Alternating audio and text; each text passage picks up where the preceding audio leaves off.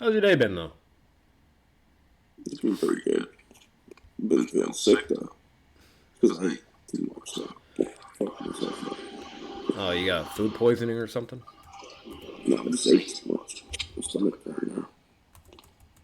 Oh, Ate too that's much. type of sick, dumbass. Yeah, I'll be a liar if I haven't done that. So, it's got too too much much ice ice cream, cream. bro. It You're doesn't help that I'm dumb. like Can't control yourself with ice cream, bro. How old are you? about to turn 20. Damn, I didn't know you were that young. Yep. Oh, actually, I'm over here talking shit. I'm literally 4 years older than you. Whatever. All right. Anyways. Okay, Alright, debating against noodles. Yeah, I just changed the title and everything, and just chatting. All right, and I should be good to go. shit. Yeah. Oh, yeah. Oh. So, you want me to go first? Uh, yeah. You can go with your opening, whatever, and then we'll just take it one thing at a time. Alright. And So are where you, we send the scans, by the way. we can send them scanned upstairs. Okay. All right, you go. Um, so are you aware of the statement where Kakuzu State beat one of the deadliest members of the Akatsuki? No, if you can send that though, I am curious to read it. Okay, I got that. Let me check this name. Um, yeah. So, can you give me like your Akatsuki ranking real quick, just like off the Like top? What do you briefly, think? that'd be kind of Like ignorant of how? me if I was being honest. But what's it called? Before I even answer anything and whatnot, like which topic are we going for? Like narrative, right? Or what are we doing? We doing Pain versus Kakuzu.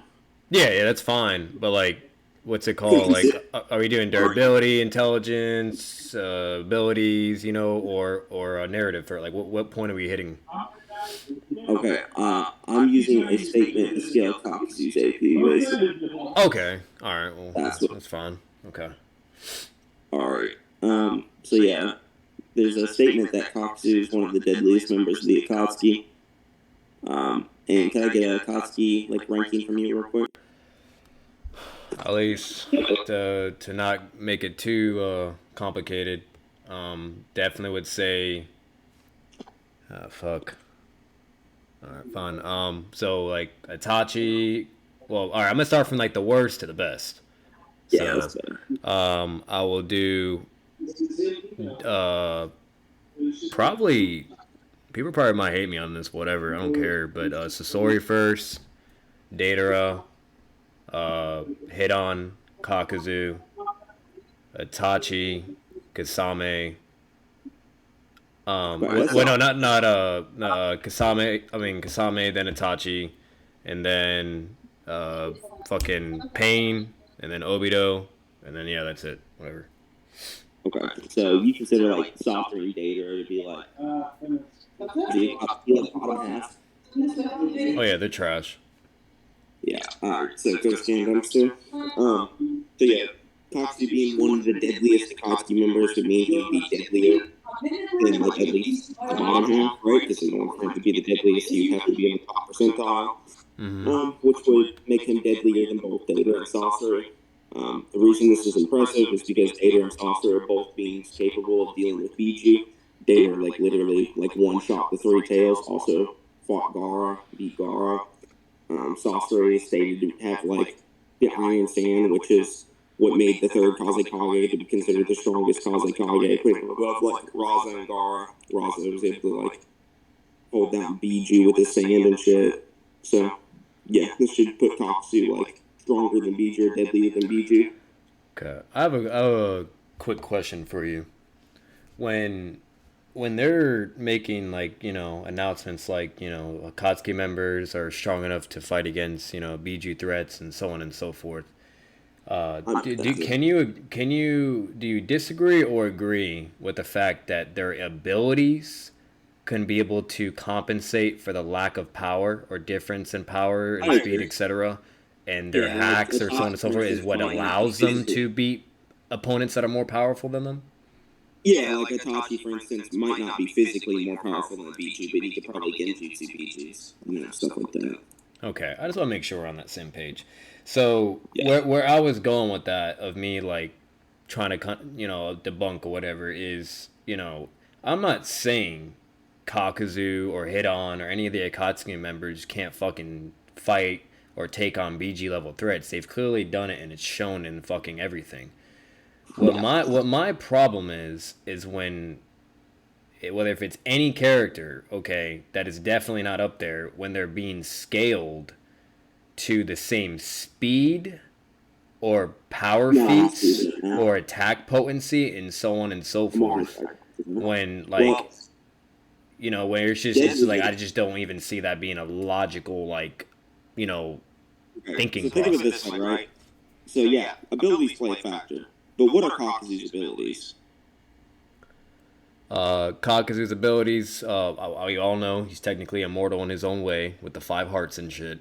Okay, Yeah. another thing, he can use basically all 5 nature, elements, which is, wind. Basically, all of his attacks are like AP reliant, right? Like they're all ninjutsu. Yeah, exactly, that too. And then, but what makes him even more impressive is his tentacles and whatnot, the shit that he's able to do, which is, it's very unique and it's pretty fucking badass.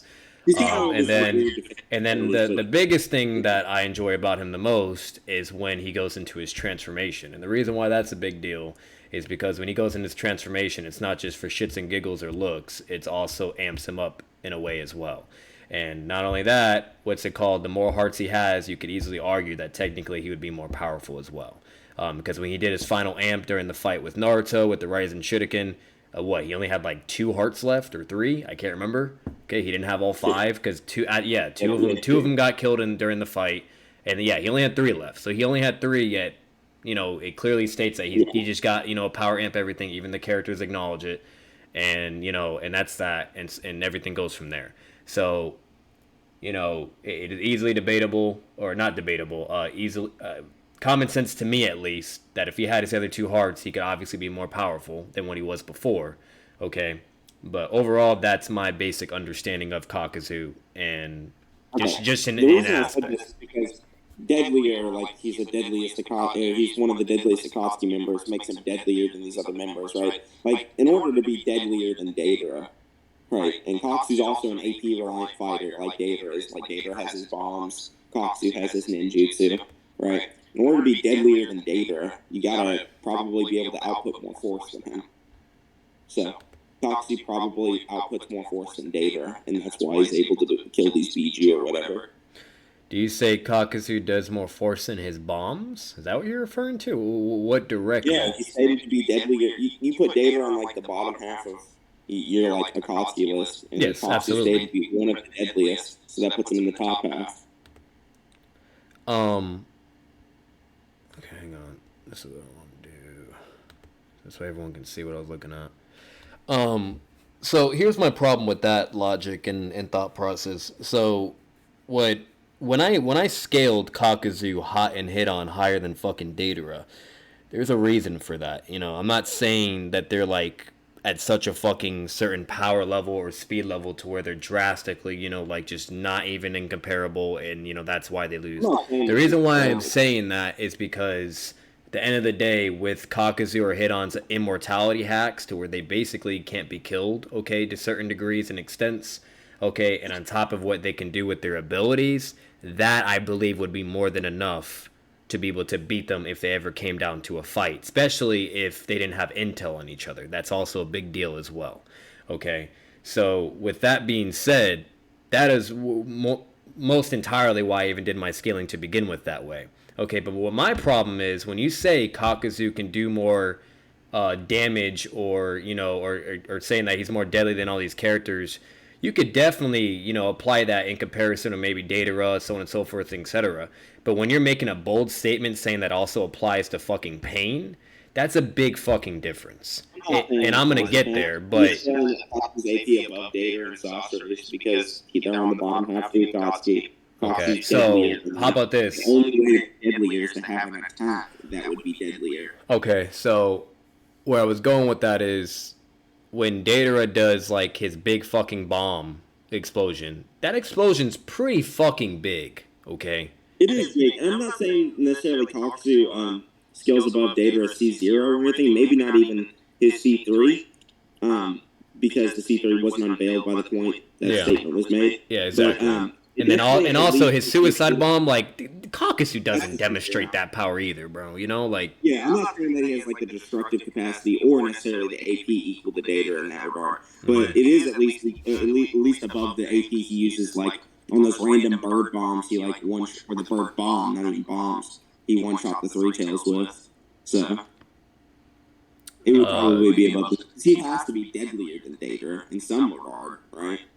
So I would agree on that. Definitely, and the reason why is the motherfucker. Like, I'm not gonna, you know what I mean? I'm not gonna act like Kakuzu is absolutely fucking dog shit. But like, let's be honest, let's be real. Like, how long was he alive for? Since for the first Hokage era? Like, yeah, I'm pretty sure you could say he's more deadly than that guy. You know, like, so. But all right. So regardless of that, like, we're basically coming to agree to disagree. So, you know, well, not really. Let me rephrase that. We're agreeing with most points, anyways. But here's gonna be something I'm gonna send in chat that I want your thoughts on. You know, because you brought up the whole deadliest member in the Akatsuki, so on and so forth. No, it's not deadliest member. It says one of the deadliest. Okay, but all right. So here's my question: like, do you think he's more deadlier than Pain? I think that Kakuzu's AP is enough to one-shot all of the Pains. Okay. So we'll definitely get into durability because I have a whole thing for that for you. But here, I'm just gonna send this one first. This will be the first one I send. And I'm not gonna say, oh, read this shit, you know, blah blah blah. Like, you're stupid. Like, I'm not doing that to you. I'm gonna show this, and then yeah. Okay. Do.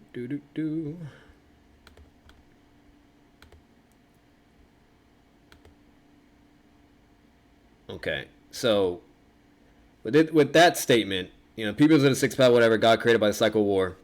Okay, hunting Jujutsu, capturing Tail of Beast, the Akatsuki work, whatever, yada yada yada. Okay, this god who declares that pain made him grow up to something for the world, is it peaceful or destruction? All of humanity, all nations, the entire world, they will know pain, so on and so forth. Okay, when I was bringing up the whole point with the whole narrative and etc., like, Kishimoto, like, fucking heavily winks Pain to be on this caliber of a guy to where he's, like, almost considered a fucking god, okay? Or unbeatable, or invincible, or this and that. Like, you know, his power is just unfathomable. And unless it's Obito, which I even have a statement where it's like written to where Obito makes fun of him for being called that.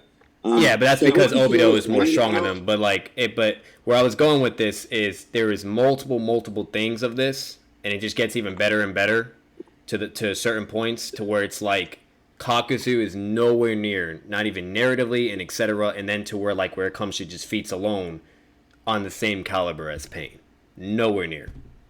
Okay, well, let me address this narrative thing. So, the whole, like, Pain being called the god and shit, that is useless for power scale. Doesn't mean anything. Tons of people are called the god. Doesn't change anything. Hashirama and Kirishima are both called gods. People like that. Yeah, because they're very fucking powerful. Yeah, but either way, like, all Kishimoto's writing about is his reputation. His reputation is that he's like an invincible god, right? And then Obito makes fun of him for that because that's not true. So. Yeah, because Obito was stronger than him, and not only that, and he also knew that the Rinnegan was from Madara, and he even gave him that in the first place.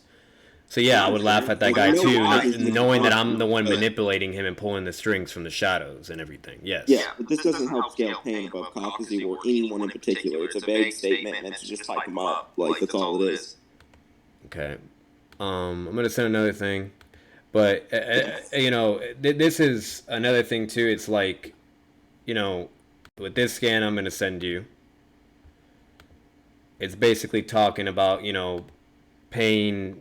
You know, the takeover of the Shinobi world, to start a reformation. Yes, blah blah. The invincible leader of the Akatsuki. You know, even the members obey him, etc., etc. You know, like, it's all this shit, and then not only that, Yeah, what's the reason he they like obey him now? the reason that they obey him is because he's stronger than them, and they don't have a fucking choice. How do you know that? I'll show you. Wait, just on this statement on its own doesn't help you, though, right? Like, you need some other context to help you? Yeah, sure, I got you. Okay, I got you. Let's see what this other context is.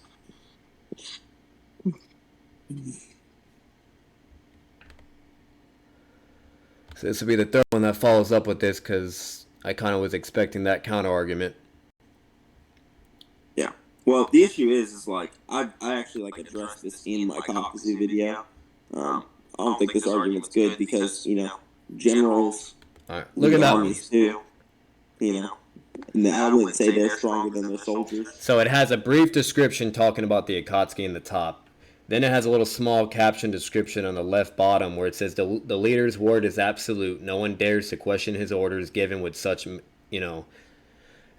then it has the long cherished desire, so on and so forth. To where this, you don't even have to explain it to me. Okay, it says my bad.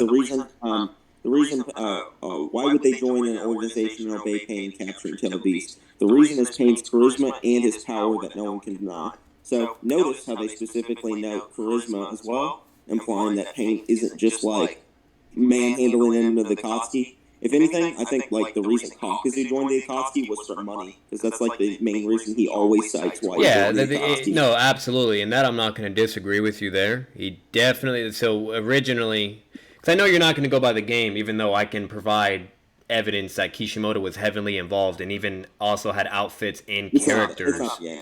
Okay, but anyways, regardless of the game, okay, or at least where the game went when they fought and everything, okay, yeah. Kakuzu only agreed to join, okay, after losing to him. But regardless of that, when he was like, he was like, you know what, he was like, he was like, you know what, what's it called? If the Akatsuki members are this strong and so on and so forth, like, I want to get in there because that's going to lead to more higher money, bounties, etc. So yes, it obviously has a connection to make it more, of him wanting to be evolved and so on and so forth, etc. But let's say if Kakuzu like was to fucking tell Pain like no, like, and he just still wants to get money on his own, Pain would kill him and he would be dead. Okay, well, I disagree with that, and neither of these statements so far have provided you the proof that Pain is stronger. It's literally written by Kishimoto, and it's stating over and over and over that no one will dare to disobey him, and that he's the leader, and etc. And he's a god, heavily emphasizing on that. And it's also talking about the Akatsuki members as well. Orochimaru's called God. Kakaki's called God. Hiruzen's called God. Hashirama's called God. Hiruzen, Hashirama. Jiraiya's called God. Okay, I'm gonna correct that. Hiruzen and Hashirama had the nicknames of the god of Shinobi. And once again, they had that for a reason. And Kishimoto made it very clear of why, narratively, etc., feats, so on and so forth. Okay? Yeah, but Hashirama being called the god, obviously Hashirama beats the dog piss out of Pain, right? Yeah, no shit. So being called the god doesn't necessarily scale you anyway. Yes, it does. Because whenever a character... The reason why I was saying that whenever a character is ever even on that caliber of being wanked to a god or called a god or a title, whatever, it's literally 9 times out of 10 backed up with either power, narratively, and so on and so forth. Okay, with Hashirama, we all know what fucking Hashirama could do and how powerful he was. Okay, he was. Hold on. So the first statement is just him being called the god, whatever. That doesn't mean anything. Vague, could be from fucking Pain level to Hashirama level. No idea where in between. The second statement is calling him the invincible leader of the Akatsuki. We know the invincible leader part's not true because Obito makes fun of him for it. And then there's it is true. It applies to the Akatsuki members, not Obito, and I also have proof for that too. Obito's an Akatsuki member. Okay, he was an Akatsuki member, and he was playing as his new agent, and then he left because he was considered dead after the Deijiro explosion, even though Kasame and Pain and Konan were the only ones that knew his true identity. Okay, and not only that, on panel. And not only that, he was the one directly giving orders to Pain, and there's even a manga panel where it literally says Pain won't dare to disobey Obito. Yeah, look what it says. or it says Kobe next to Pain, like in the same Akatsuki panel. Like you can literally see Obito right there. So he's still in the Akatsuki by that point.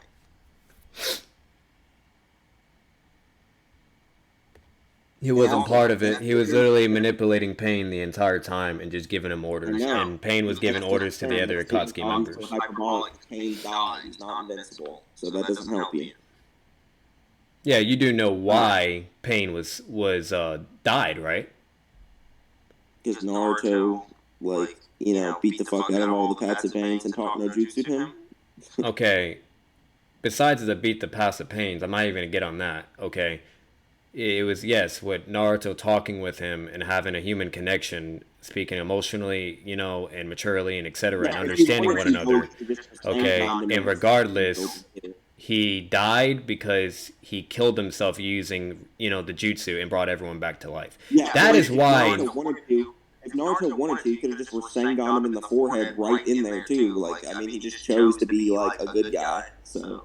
Yeah, exactly. But regardless, like, right there either way, like it doesn't matter. Okay, but you do like I shouldn't even have to explain this. Like you do understand heavily that Naruto was beaten multiple times in that fight with Perfect Sage Mode, and not only Naruto's stronger than Pain. I'm just arguing that Pain's not invincible. I never like that's not where I'm going with this. Okay, he was beaten. Why are you like repping this? That's what I'm trying to explain to you. So you agree it's hyperbolic then, right? No. So once again, I'm trying to explain it to you. So Naruto beats him multiple times, okay? And then after that, Pain, talks, whatever, okay? And then literally, Naruto would have been captured right there and then, brought to the Akatsuki and fucking sealed. That Naruto was stronger than Pain. Like, I've never, or whatever, you can argue Pain stronger than Naruto, that's fine. Okay. He was going to capture him and seal him right there and then. And the only reason why that didn't happen, okay, this is what leads eventually to Pain's death, okay, is literally Hinata wants to be a dumbass, portrays like she was just murdered right in front of him. Like, you don't understand how many well, it's the fact that I even have to explain this to you, okay, is the sad reality of it. So if I could finish, then, I'll let you go, whatever. Listen, I can tell you the argument you're going to make before you're making it. Like, you want me to finish your sentence for you? Like, I can tell you exactly where you're going with this. Sure. Yes, Naruto had like 4 instances of plot armor that saved him from dying from Pain. If those 4 instances of plot armor didn't occur, he would have died. That what you were going to say? So now you're throwing plot armor. Okay, anyways, so where I was going with this, that is not what I'm saying. So if Minato didn't implant his fucking little, like, chakra into Naruto before he fucking died, right? Like, Pain would have won. You know what I mean? Like, that's just what would have happened. So, yeah, it was like, okay, so Hinata gets killed, then the Nine Tails emerges, okay, and then it's Six Tails, Tailed Beast fighting Pain.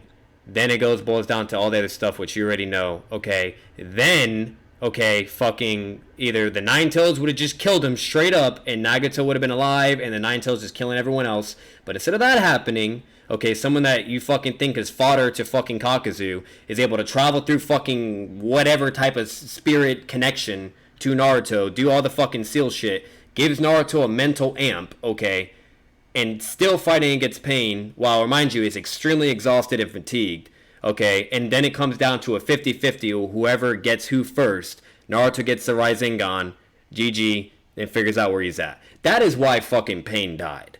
Okay, so the fact that you're even trying to illustrate that, Pain is trash, blah, blah, like, you're over here hyping as a god, blah, blah, yeah, he died. Like, Kakuzu fucking died because of Shikamaru, okay, and fucking Kakashi in a base fucking Naruto. That is trash. That is dog shit. And then when he's brought back into the war, he gets bodied by Tenten. That is trash. That is dog shit. So don't try to label Pain as some fucking garbage fucking character. Alright, listen, if you keep doing that, I'm just gonna mute you. Like, you don't have to rant for 30 minutes. Okay, if you're gonna mute me, and no, I'm not gonna deal with that, because you're starting with the interruptions. Okay, you're starting, no, and then you want to go to the insults, okay? You want to go to the insults, yet you're talking over a Discord calling someone a retard. You're so fucking tough, okay? Regardless, if you would let me speak, I let you speak, and when you were done, then I started speaking. You haven't let me speak at all. Guys, do you want a mediator? Is that what you Yeah, want? I would appreciate a mediator. That would be nice. If I can distribute some balance of the debate, then yes, it would be nice. Yeah, it would be nice. I'm gonna respond to what I'll you just said now. and I'll mediate. All right. Sound good. So yeah, what you basically just told me was 4 instances of plot armor that helped Naruto win, and which I already described to you before. So instead of ranting for 30 minutes next time, how about just agree with me because you already knew what I said was right? Because you literally just described exactly what I described. Like, yes, Naruto wouldn't have won if it wasn't for Minato, if it wasn't for Hinata, if it wasn't for all those things going for him, right? I basically told you that right before you went on that 30-minute rant. There's a huge waste of time. Anyway, yeah, he's stronger than Sage Naruto. Whatever, bro. Like, I don't care. Not stronger than Sage Naruto, but he can beat Sage Naruto. Kakuzu can beat Sage Naruto too. Let's get back to these points. This like invincible shit that I was arguing about, yeah, it's hyperbolic because it calls him the invincible leader. I don't know if you know what invincible means, but it basically means you can't be defeated, right? Or you're like impervious to damage. Pain can be damaged. So that means the statement is exaggerated, which is a form of hyperbole. Okay, if you're literally taking all those...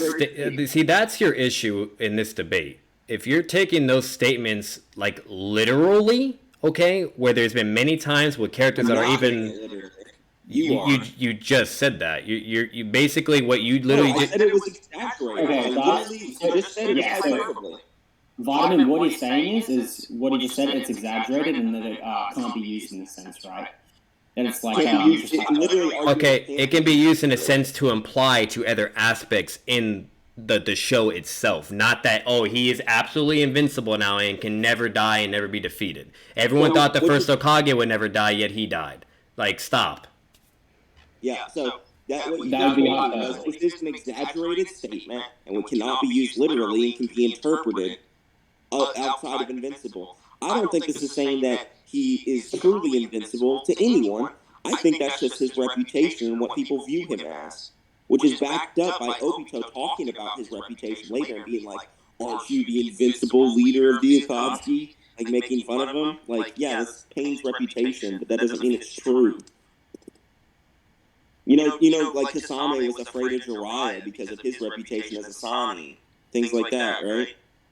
Just having a good reputation doesn't mean you're actually strong. So the statement doesn't help you.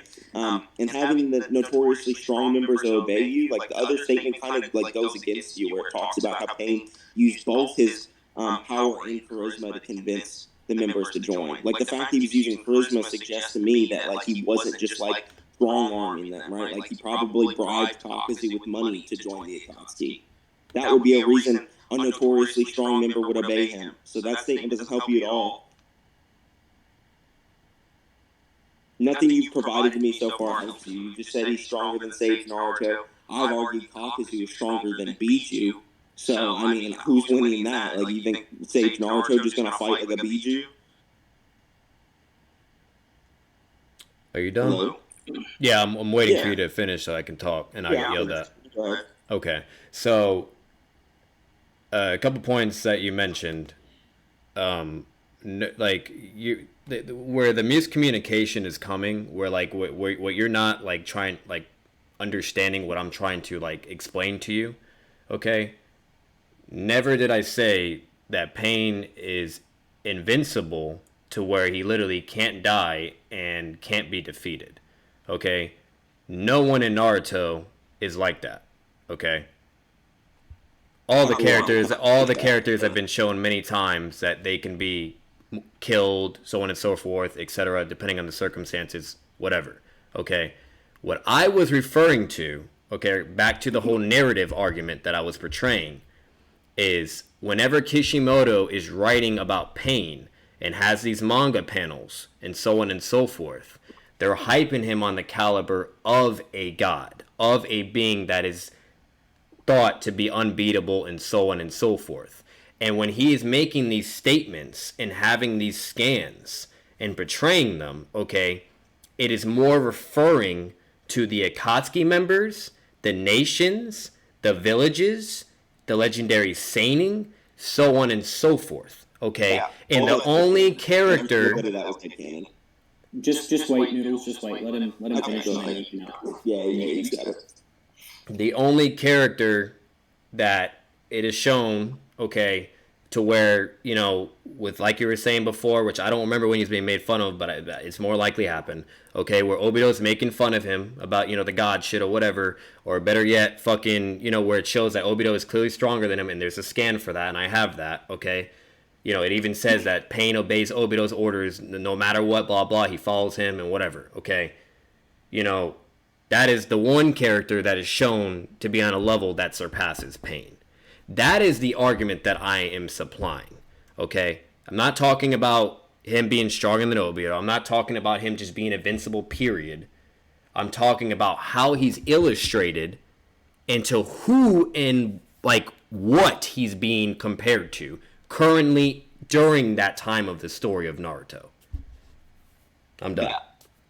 Okay, so you're basically just interpreting this in your own way, like subjectively. You're just saying that, like, when it says the invincible leader of the Akatsuki, and when it calls Pain a god, that means he's going to be stronger than, like, all of these other members of the Akatsuki, all the people currently around, and things like that, right? Like, you're all just inserting that from your own headcanon. There's no evidence that that's what it's actually referring to. Like, what I think it's probably referring to is just his reputation, like I said. Like, he's kind of this big mystery at this point in the series. People don't know who he is. They just know he's really strong, so people think he's, like, invincible, right? Like, I think it's just what people see him as, not actually what his actual representation of power is. Because he doesn't, like, come out and fight that often. He's pretty mysterious. Like, the only thing they know about this guy is that, like, he killed Hanzo, Jiraiya, and took over the Rain Village, right? And now he's the leader of this, like, horrific Akatsuki. So, yeah, people are going to probably be pretty fearful of his power. But being fearful of, like, his power based on those feats is pretty ass, considering I don't think those feats are even good. He might be seen as a god, but in whose eyes, from whose perspective? You know what I mean? It's completely subjective. There's no way you can use that statement to accurately scale him anywhere. Can I debunk that or try to? Yeah, you can rebut it. Yeah. Yeah, that works. Sorry. Yeah. So I get what you're saying. But what gets with me is you're saying those feats are like trash, whatever, it doesn't really matter, or interpretation, etc. And you know, you do know, like, his name's Hanzo, right? Yeah. Yeah, Hanzo. Yeah. You do know he defeated the 3 legendary Saining at the same time? Yeah, when they were joining. Okay, but remind you, they have their summonings. They have still the same skill sets. Yes, it's shown. They have their summonings. Yes. Did they use them in the fight? The only thing that is actually arguable that one of the legendary Saining more than likely didn't have access to was Sage Mode, and that is because there is a point where even Jiraiya says, I was the legendary Sonic, and now I'm the legendary Sage of, you know, blah, blah, whatever, this and that, during the fight with Pain. I'm a whole different guy, bring it on. Okay? Hanzo fought all 3 legendary Saining at the same time. We know Orochimaru, we know Jiraiya, we know Tsunade. Pretty fucking powerful, okay? He defeated all 3 of them, and that was that. Pain shows up, bodies everyone, bodies Hanzo like it's not. He didn't even try, like, effortlessly. And Hanzo is begging for his life, like, what did I do to you? Like, why are you doing whatever? And that's it, and then he dies. And then Pain does tyranny, takes over the village, and he's the new leader, and then goes on with the whole Akatsuki shit, so on and so forth. You know, while taking orders from Obito.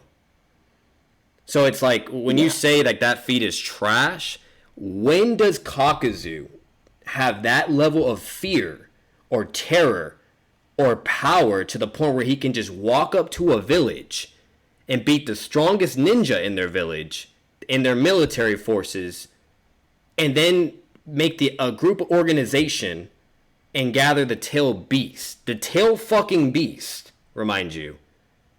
Like, Kakuzu was just getting money and doing bounties. Like, there's a big fucking drastic difference in comparison. Okay, so what you basically just said was that, like, Pain beating Hanzo is impressive because Hanzo beat Jonin through summoning. Okay, we don't know what summonings they had at the time. We don't know if they were using Gamabunta or like Katsuyu or Manda, or even if they were around at that time. We don't know how strong they were back then, so it's just kind of an unquantifiable feat. Like, it was like decades ago. You know what I mean? Like, it was the Third War. So there's literally not really any way you can say that like that was an impressive feat. Like, we just don't know how impressive it was. I will say this though, like, Hanzo is impressive for other reasons, but when I say he's like his feats are shit, I'm talking about in context to Kakuzu's feats, like beating Yugito and things like that. I think that's way better scaling. Hanzo is pretty good, but also he was like weakened by the time he fought Pain. It's stated that like his blade had become dulled. It was like using euphemisms to imply that like he'd become like this like paranoid fuck who like locked himself in the Rain Village and never left, and he became like his conviction became dulled, and that's like why Mifune is like able to beat him during the war arc and shit. So Pain even comments on it as well. Like, so I don't even think it was like full power Hanzo that he killed. It was like old man Hanzo. Okay, so here's another question. If you don't mind asking, I mean me asking. Yeah. When Kakuzu and Hidan were being sent to go capture the Nine Tails, if I believe I'm correct, it was Naruto they were after, right? Yeah. And then it turned to the bounty of like the monk, and then Asuma, Yeah. and then the focus back to Naruto. Okay, you remember that, right? Yeah. So Yeah. and it was an amazing arc. It was great. It was wonderful. Which we can both at least agree on that. It's pretty good. Yeah. So where I'm getting with that is they were sent to go do that. Kakuzu and Hidan were not sent to destroy the entire Leaf Village, to fight the strongest ninja in the village, and then to fight Sage Mode Naruto with all fucking summonings and Ma and Paul on his shoulders. I just, once again, I can't see the comparison of Kakuzu or Hidan, even Hidan, being on this level where Pain is at. It's the gap is too far. That is what I'm trying to say. Actual feats rather than just like trying to interpret what the narrative is saying to us, because I'm not trying to interpret. I'm presenting hardcore evidence. It's actually done in the manga and in the show. Yeah, I agree, but like Kakuzu is directly able to like withstand blows from perfect Jinchuriki, right? He's directly shown to be more powerful from the Two Tails, well, like, and he doesn't take the blow. He gets smashed into the ground and more than likely was killed. We already went over this like the rock analogy before. He didn't show any like harm. Kakuzu's durability is trash. He got killed by Kakashi. He didn't get killed by Kakashi. Yes, he did. He got stabbed in the heart and he fell and died. It was for a typing advantage. Like, Kakashi literally described that the reason he penetrated his Earth style was because he had a typing advantage. He was utilizing a weakness. Okay, exactly. So meaning his base durability would get fucked, and his best durability feat would get fucked. Kakashi Shidori doesn't do anything to a two-tailed transformation. It doesn't do anything. Like Kakashi also one-shot the and I apologize for interjecting. Hey, Noodles, I apologize for talking over you. My bad. It's good. That's cool. So like I went back and looked at it. Like the robot path that you're arguing has like the best durability or whatever. Yeah, he tanked a Shidori. No, he died from it a few panels later. Let me know when I can speak on that, but keep going.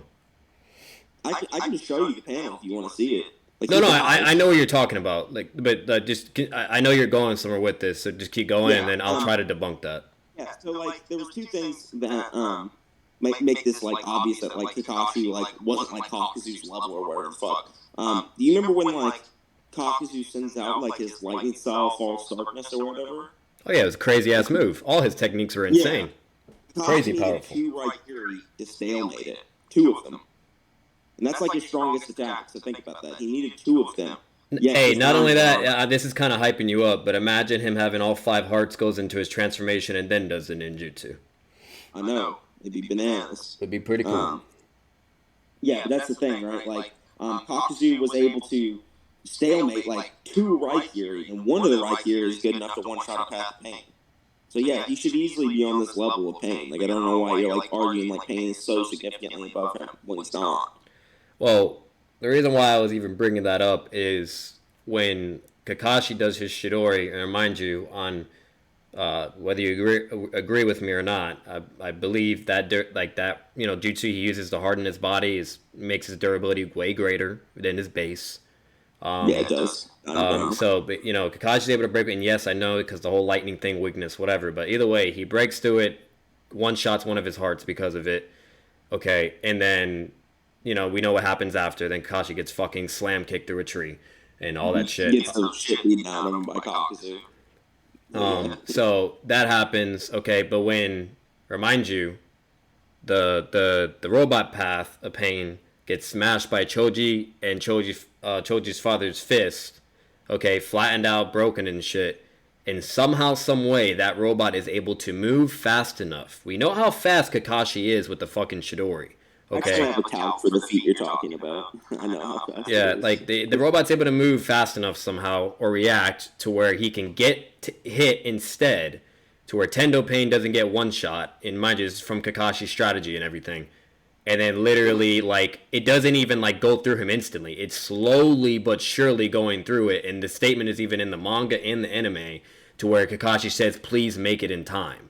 Okay? Or along the lines, I think the manga quotes it a little bit differently, but the anime, I know he says something along those lines. And literally, it's him going through it slowly, and then he makes the 5-second interval while he's Tendo Pain and blasts everyone away. And there's something called, like, cinematic timing in, like, shows and movies where, like, they slow-mo. You know what I mean? Like, they do it in Dragon Ball all the time. They do it in Naruto all the time. I think you're just referring to cinematic timing. Because it's not like that in the manga. He just, like, one panel stabs through his chest. Just like everything else. They were just doing that to extend it out in the anime. Okay, so, how about, so if that was really, like, the case, then, I'm not saying you're wrong, but if that was, like, really, really the case, then why didn't it just hit Tendo Pain and he's dead? And that's it. I mean, it's probably just big enough to block it entirely, right? Like, it never shows Pain blocking it, he just doesn't get hit by it. No, I mean, like, his body, like, I always forget the whichever path it is. I don't remember the name either. Like, yeah. Like, you just might be picking up the stick in the way, you know?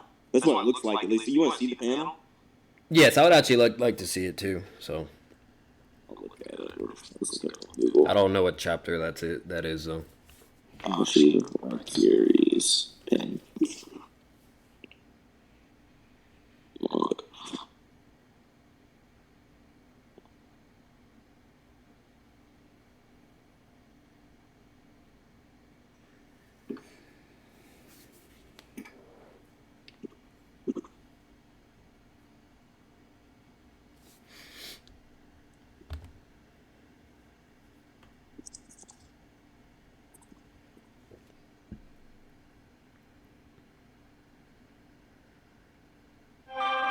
I think I see what you're talking about. Yeah. Oh, hold on. This is what it looks like. I don't know. Go to scan dumpster.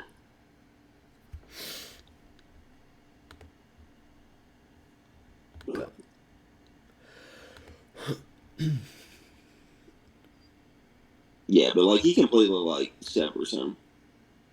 So like the pains like are not durable enough to tank one Chidori, you know, let alone like two Chidori at the same time. You know what I mean? And Kakuzu's false darkness is like equal to two Chidori, unironically. Yeah, I'm just saying, like, the robot Pain, I don't know, like, in my opinion, I feel like his durability was way more better than Kakuzu, because Kakuzu just instant, like, right through, and then that Pain, it's, like, going through, like, at least in the anime, you know, it like, goes through, like, it hits, and then it's just going through, like, slowly but surely, and then Kashi's making it in time, and then he doesn't make it in time, and they all get blown away. You know? I mean, it might be better than his base. And then not only that, it definitely wouldn't be better than his diamond armor. Yes, exactly. Yeah, and then not only that, he's still, after all that fucking damage, still able to move and shoot a missile at fucking Choji to try to stop him from giving it. Yeah, but he's a robot. So, I mean, like he's just still functional. But that's what I'm saying. Like, Kakuzu's not that, you know. There's like a difference. So think of it this way, right? Like think of a zombie. Like I chop a zombie's arm off and it's still coming towards me. Like say I chop it off with an axe. Like it didn't just tank the axe. You know what I mean? Like, it didn't withstand the axe. It just has good survivability. The pains have good survivability. I just don't think they have good durability. Okay, that would be the next thing I want to. Why do you think the pains have bad durability? I'm curious. Basically, they get one shot by Konohama's Rasengan, base Naruto, or not base Naruto. Yeah, it was base Naruto. It was either base or Sage, but no, it was base. 100% base. Base Naruto's Rasengan. They got one shot by the Rasen Shuriken, and they got like one shot by Chidori. So basically, all of those attacks, like Kakuzu scales to in some way, besides like the Rasen Shuriken, of course. But like, he should scale above like all of those other attacks. Okay, so let me rephrase that because I kind of like. Do you agree that all the pains have different levels of durability, or no? Do you think they all have the same? So I think as the pains whittle down, they get stronger because Naruto can like focus more chakra into them. Because there's like a statement in the data book about Shinra Tensei that implies that. But their best durability feat they have is like when it's just the Deva path, and Six Tails Naruto like fires like a mini Biju bomb at him, and it was calced at like I think island level.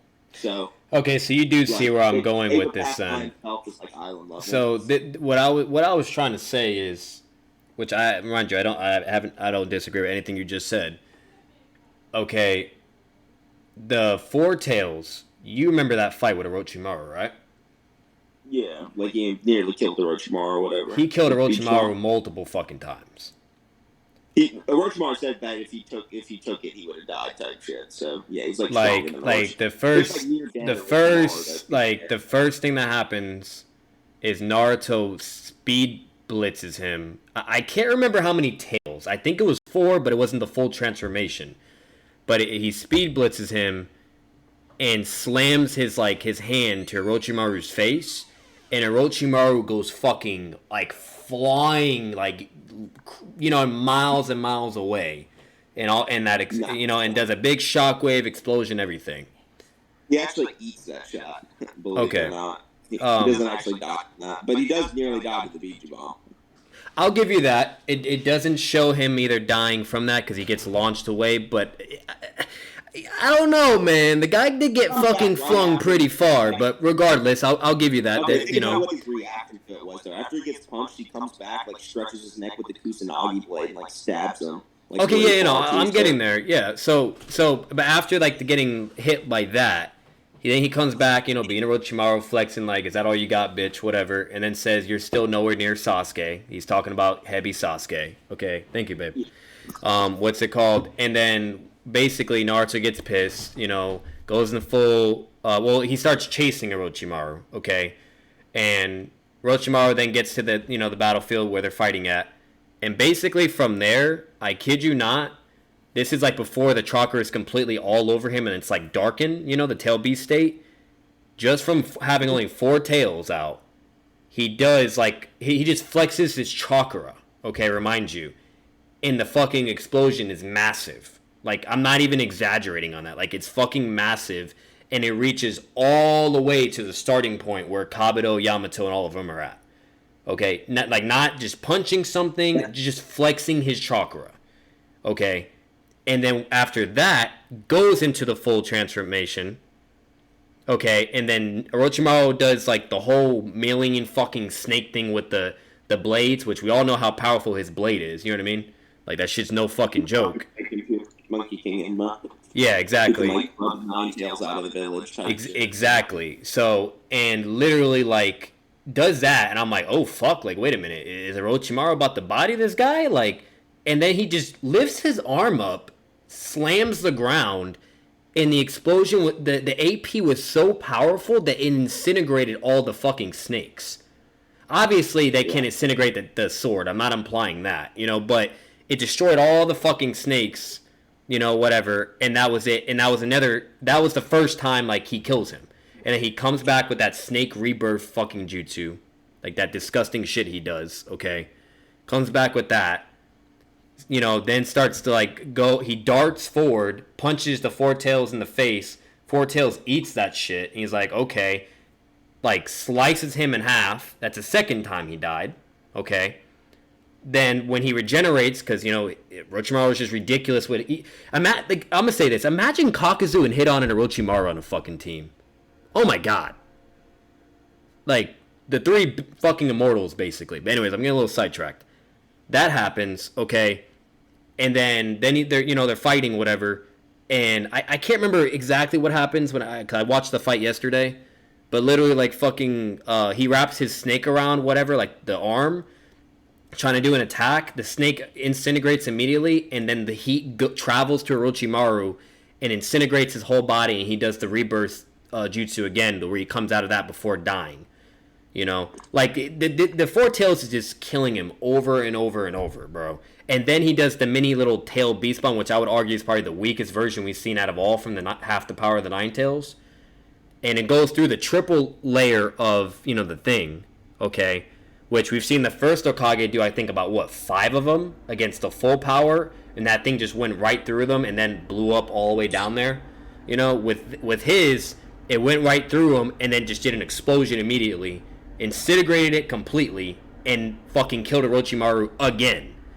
Okay? And then Orochimaru gets pissed off, does that exact attack you said, and fucking sends the fucking Four Tails flying, like, all the way fucking, like, miles and miles away, which is a very impressive fucking feat. It's the Four Tails, okay? But it doesn't pierce him. It doesn't even damage him, doesn't do nothing.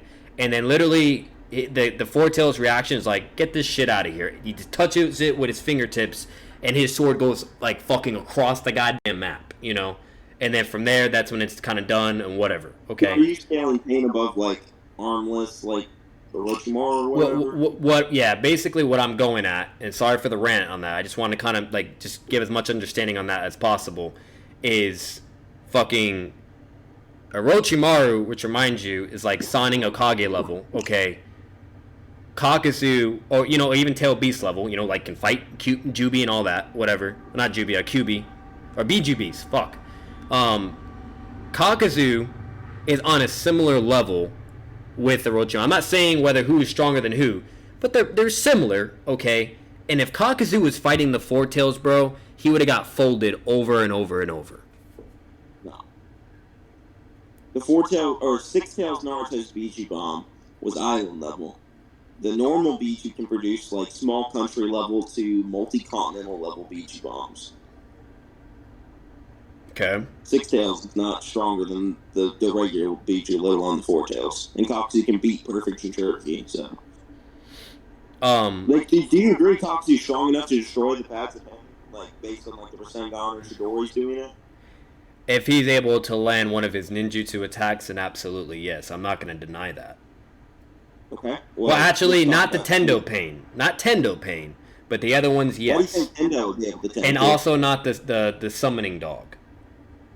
Like, don't you think, like, I think a good... The reason why... Oh, my bad. Go ahead. Yeah. Go ahead, bro. You go, dude. What? Why do you think Tendo jumped in front of... or, like, the Osteopath jumped in front of Tendo Pain in, like, the Raikiri when Kakashi's, like, rushing him? To protect it, right? Yeah. Yeah, so he doesn't get one shot and die. Would have died from the Chidori. So, I don't think Tendo can tank Kakuzu's attacks either.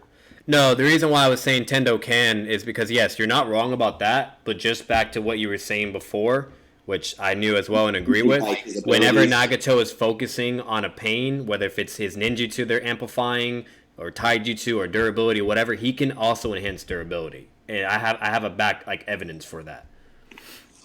And the reason why he can improve their durability is because if we've seen what the Four Tails can do, okay, and we've seen what Kakuzu can also do with his ninjutsu, which is no fucking joke as well. I'm not saying that it's not, okay?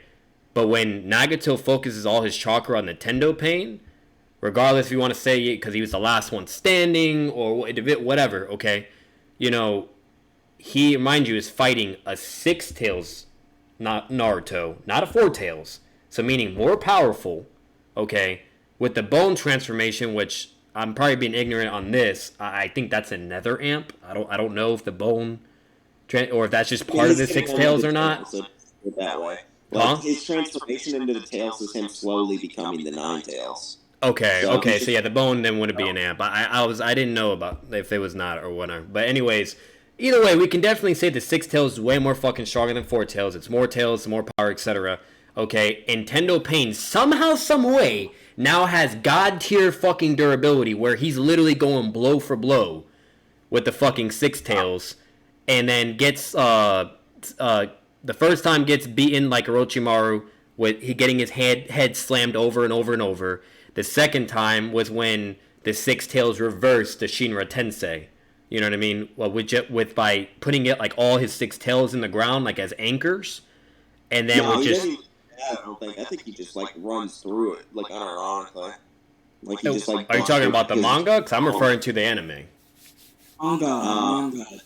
If someone could post the scans from the manga, that would be appreciated. But I refer to the manga because I don't. Okay, that's fine, and I'm not gonna like hate on you for that. You know, be oh fuck, now it's whatever. Like if that's the case, bro, then that's fucking crazy. That's even more impressive. But and I obviously would make Pain look worse. But what I was trying to say is either way, like he puts the anchors into the ground, and then either way still uses his power to reverse it.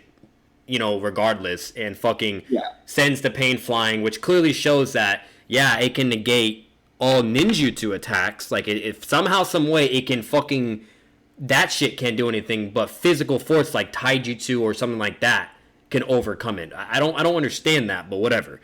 I don't think that's how it works. I think it's just, as long as the jutsu is, like, weak enough to be repelled by Shinra Tensei, then he'll repel it. Like, I don't think it's, like, every ninjutsu ever, right? Because if you can overpower it through physical force, right? Like, I'm sure, like, other physical forces from ninjutsu, like, I don't think we're going to sit here and say that, like, it's going to stop, Madara's truth-seeking orbs if the Shinra Tensei gets off, you know what I mean? Or, absolutely like, not. Yeah. big attacks. Yeah, for sure. I think it's just like, strength-dependent. Well, what I was meaning is, see, that's what I don't agree with, though. The strength-dependent thing. I agree that if like the ability itself is fucking ridiculous, and it's like, for instance, like if it's an 8th gate attack, no, that shit ain't working. If it's Madara's perfect Susanoo, I highly fucking doubt that's gonna work. If it's what's it called?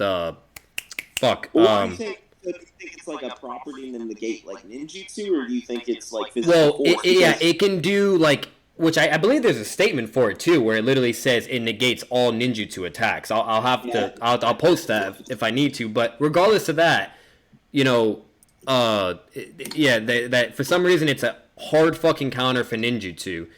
But when it comes to like brute power or taijutsu, like that can overcome it, which was at least what I can infer and seen from the anime. I can't talk about the manga at least, but I also want to see your thing that you posted. Hang on.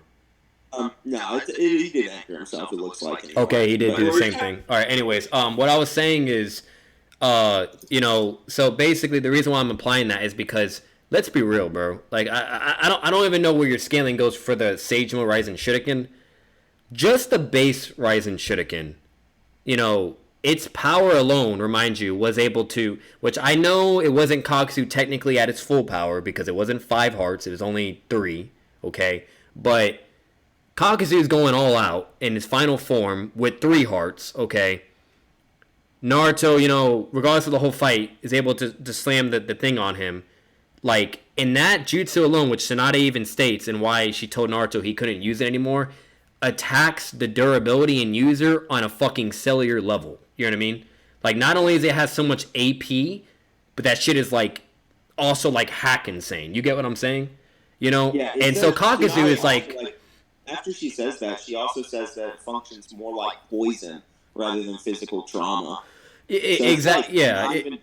Physical act. It actually breaks you down on a really fundamental and level. it's fucking crazy. And then like fucking Tank's not taking that. Kakuzu's not tanking that. Like all that, it's not happening. It's shown.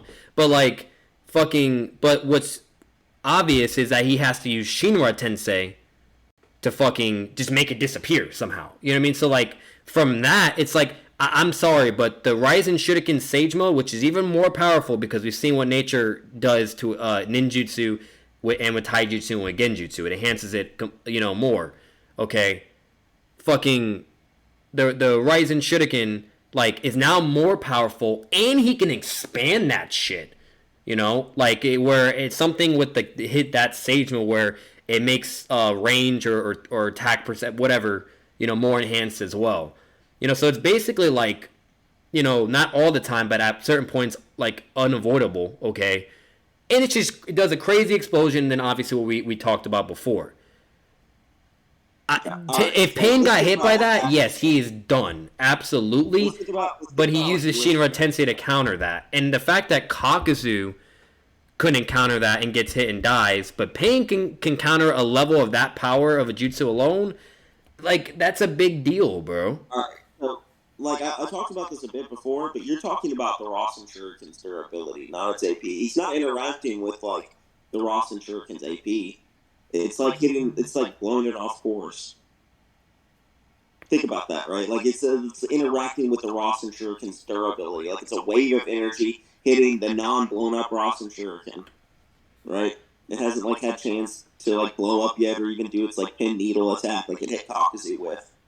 So yeah, when it hit him, it didn't like instantly vapor or kill him. Yeah, I get what you're saying. Yeah. Yeah. So yeah, I don't think it like scales the Rasen Shuriken and AP. Like, I don't even know how good the Rasen Shuriken's AP is anyway, just because it does break you down on a fundamental level. Like, that might be the reason it kills so many people. I can, I can definitely try to scale the best that I can for the AP of what I think of how powerful it is. I can provide evidence, too. On the half the nine tails of power. Attack potency. Because he literally is spamming Sagema Ryzen Shurikens at half the power of the Nine Tails when he was fighting the half the full power Nine Tails transformation, mind you, which is 6-step Naruto like can overpower the Shinra Tensei like in full half Nine Tails obviously wouldn't be affected by it. Well, no, like what I was saying is like when he's throwing that shit, it's enough to pin the full power of the half power of the Nine Tails. Okay.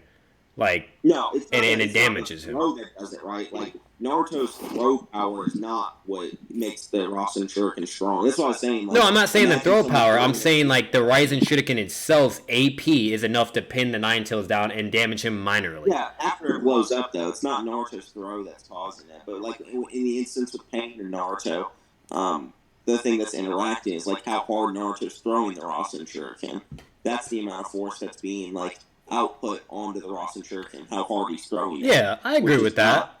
But I agree with that. But I'm not like talking about the throw. I'm talking about when it does blow up and when it does its hack cellular fucking shit. Like it's a big ass explosion, bro. Like that explosion's huge. Like and not only that, another thing for me to scale, this is slightly interpretation, okay? Because you can kind of argue why Madara chose to do so. But Edo Rinnegan Madara, which remind you all, you know, the amps that he has, etc., okay, was pressed, you know, to where he's about to get hit by the Ryzen Shuriken, okay? This is kind of a debatable argument if she does get a card. What? Who are you? That's muted. Just ignore that.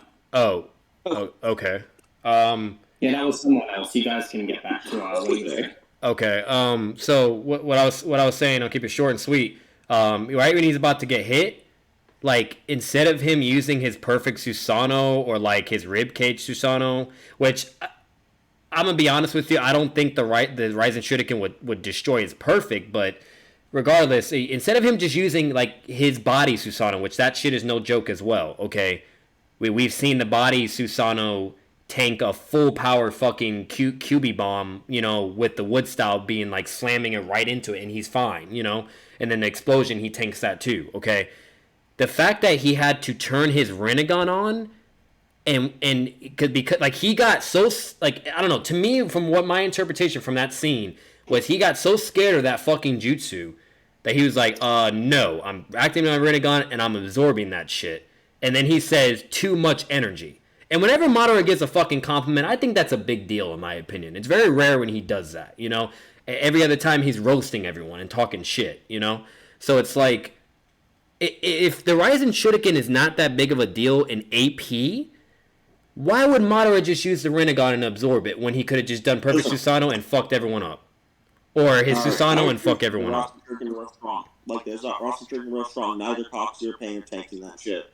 I don't think either Pain or Kakuzu scaled with Rasen Shuriken is the issue. Because like when they do interact with it, like when their actual bodies interact with it, they die. And the only time like we see Pain interact with it outside of that is like when he dissipates it before it even blows up. So he's not even like actually interacting with the force of the Rasen Shuriken. So I don't think Pain scales to that. Wait, are you trying to say the Rasen Shuriken's the same force of Naruto's throw, like itself? Well, he's throwing it, right? So think about it. He throws the Rasen Shuriken. So how hard he's throwing it is how much energy it's going to carry. And then it blows up when it hits. And that's when the like needles come out. Like when Kakuzu gets hit by the Rasen Shuriken, I'm sure you remember the scene. You see all like the needles going through his body and shit. Yeah. That's like the whole like breaking you down on like severing your chakra strings and all that. You know what I mean? Yeah, but the stage one Rasen Shuriken immediately cuts through you, and then blows up, and then does the needle thing. Like yeah, it can do that. It doesn't like it's not like the other one where it's way weaker and technically worse. Yeah, he's controlling like so. Do you know what the Shirama Tensei is? Basically it blasts all shit away. Yeah, and then negates like all fucking chakra attacks. Like even Kakashi's lightning thing couldn't do anything, you know? Yeah, it's the beat. It slows shit down basically. It's a gravity wave that pushes out. And if it interacts with it, something else, you know, that have like anti-fucking gravity hacks, then of course it's gonna get affected by it. But see but that's what I'm saying. Like if it can get rid of, I'm not arguing. Like I'm not disagreeing with you that it wouldn't like dissipate Kakuzu's ninjutsu or anything. I just don't think it's gonna actually affect Kakuzu. Well, see, no, that's what I was leading it up to. Like, yeah, same. I agree on that too. But like, it would dissipate his ninjutsu, and then one shot his fucking puppet things, or one shot base Kakuzu if he's not in his final transformation. Like, so for one, I'm arguing that this Shinra Tensei or whatever is not going to affect Kakuzu at all, like even like base Kakuzu. So you think he's durable enough to take a full fucking power like Shinra Tensei? He took a full power fucking beat, a perfect Jinchuriki attack. Okay, he got slammed on the ground. Like that claw fucking hit his arm and then he got crushed. Yeah, he wasn't harmed by it all though. He completely withstood it. It doesn't really show him when he gets slammed. His completely tanked that shit. Like he was completely unharmed. It doesn't show that though. It just shows him slam all the way through the ground. Yeah, it shows him at the end of the fight where they're like sitting next to Yukito. Like his clothes aren't scuffed up. He doesn't look damaged. He's not bleeding or anything. Like there's no signs of damage. Well, you know, that could just be like a writing discrepancy, but you do know he can repair his limbs, and he's also immortal and has 5 hearts. So he has 5 hearts, and that's what makes him an immortal. But it's not a true immortal or whatever. His body can still be damaged. But yeah, either way, like yeah, I understand that. Like I don't think that Paul did anything to him. I think it just crushed him. Together, but he still would have bruises and you know, he can bleed and everything, right? Yeah. Yeah, no, yeah, for sure. But see, that's a time skip though. It doesn't show like exactly like right when he gets crushed though. Like it doesn't even show if he got severely damaged or anything. You seen the actual panel? Not a manga. I've seen the anime. Yeah, you want the anime, right? You want to see what the anime gif looks like of it? Yeah. Versus I've seen it already, but I'll watch it again just to make sure I'm not, you know. Yeah, well, there's a reason I'm bringing it up. It's because I know for a fact in the anime, Kakuzu catches it for a second, and then she like forces her weight on him. So he like withstands it in like the video, and it looks the same way in the manga too. But it's not. Let me check. Let me put it in the scan dumpster. Look at the. Hold on. Why is this not working? Don't get me wrong, the fact that he was able to even catch it at first and then get slammed is very impressive. I'm not disagreeing with you on that. Well, it just shows like his arms can withstand the force, you know what I mean? Like his arms didn't like give. Yeah, they didn't just like immediately just get crushed or broken completely. Yeah, I know. Yeah, so he is like kind of on par with Biju and just raw strength. I wouldn't say Biju, but with the two tails, yes. The perfect Jinchuriki two tails, which are stronger than the Biju. But yeah, a perfect three tails would be stronger than the perfect two tails, so on and so forth. Oh no, you don't have that idea, do you? Wait, what about the nine tails or the eight tails? The seven tails is stronger than the rest because he had a lot of hatred and that made him grow really big and strong. That's like explained early on in part one. But the other tailed beasts are able to fight with each other during the war and are like relative to each other. They're fighting, but fucking the only reason why they win is because it's 7 of them against 2 with Obito. Yeah, even individually, they're able to damage the eight tails, though. Oh yeah, like for like that. Yeah, I know what you're talking about. Like when that fucking one, I don't know what tail it was, but the horn one, is it 4 tails or 5? Okay, yeah, fucking. Go through like the 3 tail or 4 but see, that wasn't like the perfect tails like Jinchuki's power itself. That was because of like you can technically consider it a special unique trait to that 5 tails with the horn. You know what I mean? Like it even had like a crazy name when he did it, and it was able to damage the 8 tails durability. And we know how impressive the durability of the 8 tails is. Well, yeah, I'm just showing you that all these Biju like have ways. You know, they like fought for like centuries and shit. But, yeah. Like there's a statement that like really proves this too. It's like Hashirama said that he felt he needed to split the Biju amongst like the other 5 great nations to balance power. But if some of the Biju were way stronger than the rest, there wouldn't really be much of a balance. You know, like the Saiyan, for instance, only has the 1 tails, right? So if you argue like 1 tails is the weakest, right? Like how is that fair to like? It is the weakest, and the reason why I think what he meant by balance was like the nations feel like the weapons that they're being given, like they feel like it is balance on that aspect, that at least everyone has a tailed beast.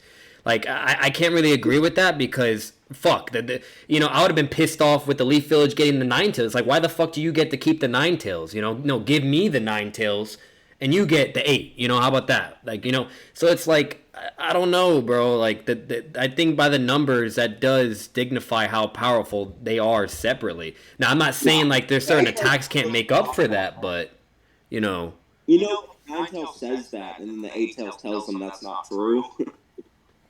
What?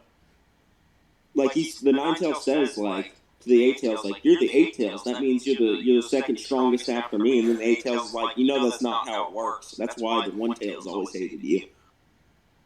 I don't really remember that.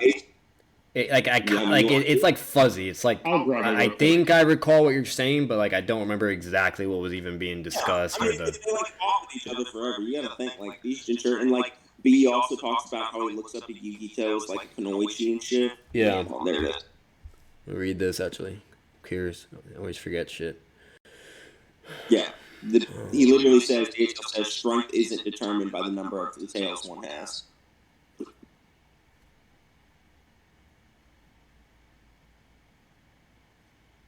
Whoa. Oh, strength isn't determined by the number of tails one has. Yeah. Okay, yeah, no, absolutely. Like, see, but my perception of that, I'm not saying it's absolute, or anything, but my perception of that is bees being like, you're like saying like you're being an asshole, bro. Like all because, this beast or this beast could have more tails, doesn't mean like, they're automatically stronger, blah, blah, like you're weak and you're inferior, no matter what, and you suck, get out of here. Like, he's like, they can all still count for something, or at least be better than us in certain aspects. That I at least would say. I wouldn't say just in power itself, because for instance, like, if 8-Tailed did his full fucking tail beast bomb against the 1 or the 2 or the 3 or the 4, like, they're dead, bro. Or they're gonna lose that. You know what I mean? You get what I'm saying? Like the same thing like Dragon Ball. Like if you have 2 people that know how to use Kamehameha, but the one of them has more power, obviously that one's gonna more likely win. Well, okay, so I'm not necessarily disagreeing with that idea, but that's still like that idea requires the Biju to at least have somewhat relative power, because obviously if one Biju was just absurdly stronger than the rest, like the 9 tails is like that, right? Like he blew away 5 of the other tail beast Biju bombs. You know what I mean? So he is like that, but like the other Biju should all be pretty comparable to each other because when the A-Tails are saying that, like you're describing, that sounds like he like to me it seems like the A-Tails is just directly saying like power isn't relevant to how strong a Biju is, and he's being serious about it. But like, even if you want to use your interpretation of it, that still requires the Biju to be somewhat comparable to each other. Absolutely, and I don't disagree with you on that. But like, what I should have said is like like I think what Ninetales was trying to say, like talking shit wise, he was like, if you were actually being serious right now and not being a softy, like they would all be dead or finished already. But instead, you're like, I'm not saying he was necessarily holding back, but then again, like how long have these tailed beasts known each other? You know what I mean? Like they were all fucking little babies, you know, and, like pets, and they like kind of like siblings, you know. And then they had the same like person they loved and looked up to. Like they knew each other for a very fucking long time, and they had one similar interest: hating humanity, basically. You know, like like so yeah. Like if I'm even if I am like stronger than something, I'm not saying they can't like be equivalent in certain aspects. Like for instance, like that horn attack was crazy. You know, of how much like attack potency it had. But regardless, like if Eight Tails got serious and like didn't give a fuck about them, kind of like the mentality of the Nine Tails or him being an asshole, okay, they would get shit on, you know. So it's like it's what my main statement is how do you compare that to Kakuzu and say that meaning that Kakuzu has to be just as strong as all of these tailed beasts? When I'm telling you right now, if he was fighting the Nine Tails, Eight Tails, all of the tailed beasts, like I think it's kind of hard to prove he's stronger than like Killer B, but I do think you can prove he's stronger than most of the Jinchuriki. Wait, you don't think he's stronger than Killer B? No, I said like I think it's kind of hard to prove he's stronger than people like B and like Han, but like the other Jinchuriki, I don't think it's hard to put him above. Like the like the Yu-Gi-Oh can still spit out like small country level, not small, multi-continental level Biju bombs, right? Like Yu-Gi-Oh, like the Two Tails itself. See, what I think with Kakuzu is, me personally, I think his hack abilities is what makes up for him to win the fight, and it doesn't allow him to beat the full tail transformation or Biju itself, but the host itself. Because this is implied in Naruto, to where the reason why these beasts are even sealed in humans, period, is to balance their power and tame them and etc. Like there's even a statement for that I think I have, to where if they were just roaming like rampage or just doing whatever the hell they want, basically everyone would be fucked unless you have certain stuff or whatever, so on and so forth. Kakuzu doesn't have any AP, any Durabute or anything like that to fight a fucking full tail beast.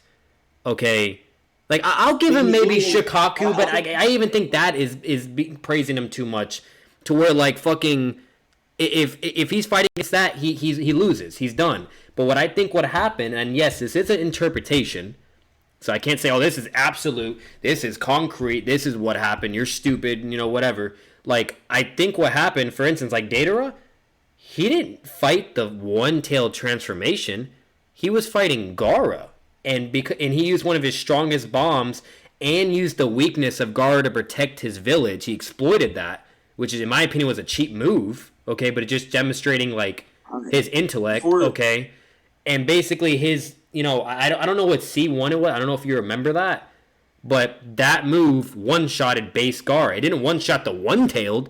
It one-shotted base Gaara, meaning that, like, they can fight Biju, but like Jinchuriki host, not the actual Biju itself. Okay. So I would agree with you had we not literally seen Yu-Gi-Oh like appear on screen as a perfect Jinchuriki in her perfect Jinchuriki state, when then Kakuzu directly like withstands one of her attacks on panel. So no, he really can physically contend with full-on Biju and perfect Jinchuriki in their perfect Jinchuriki state. But he doesn't. We saw it on panel, bro. He blocks a hit and then gets slammed into the ground and smashed, and then after that it does a time skip to where it's showing Hit-On doing his ritual. Whoa, hold on, bro. Hey, don't start yelling and stuff. Like I said, follow the rules of the Discord. Shut the hell up. I wasn't yelling. Like, what? Yeah. What the hell? Yeah, so Who is it that? is like, yeah, we see him get like pushed into the ground or whatever the fuck, but he's not harmed by it, and he still resisted the attack. Like, her paw, he like caught her paw for a second, right? Like that shows like he can withstand Biju level attacks. Straight up. Not a tail beast bomb. Like, that's just not happening. I mean, there's like stuff to suggest he can hit harder than a tail beast bomb as well, but that's irrelevant. Like, do you think Pain's gonna tank a tail beast bomb or something? Like, obviously not. He has the abilities to be able to protect himself, and so on and so forth. Absolutely not. The Chibaku Tensei got one shot by Biju bombs, like Nagato's Chibaku Tensei. He would not be able to withstand. Like, that's his strongest he's ever been in the series, and he wasn't able to do that. I can literally tell you a couple ways how he could easily do that. All right, how? One way, summons him out of the vicinity, which is even shown with Minato, and not only that, the Pain uses that ability. About, like, and then a second way is, once again, like what the Akatsuki members do, using their intelligence, because they know, to not be put into certain situations. Hold on, before you go down the tangent, I agree with you. Pain has ways of subverting it. I'm talking about like him actually interacting with it. Like, absolutely, yeah. His Shino Tensei would just, nothing would, yes. He would just die, right? Like Kakuzu. Yes. But that's what I'm saying. The same applies to Kakuzu, so it's like. Yeah, so like we've already agreed at this point that like Kakuzu has the capability of like destroying Pain, right? Now we haven't really gotten to the point where we're talking about whether or not Pain can harm Kakuzu, but I really want to talk about speed, because if we get over speed and I can prove Kakuzu's faster than Pain, then he would be fast enough to just like destroy the paths of Pain. So we already one thing I will say, Kakuzu does nowhere near has the same durability as Tendo Pain. I'm sorry, he just doesn't. He has better durability, bro. No, Kakuzu cannot fight a Six Tails transformation. He would just get shit on and destroyed. The Perfect Jinchuriki's best feats are like multi-continental to small country. If you think the two-tailed Perfect Transformation is on the same caliber as the fucking half the power of the Nine Tails, bro, like, no. Like, that Kakuzu is nowhere near that. I don't think he's on the same power as half the Nine Tails. I do think that the Two Tails, however, is much stronger than the Six Tails that overpower Pain. Why is that?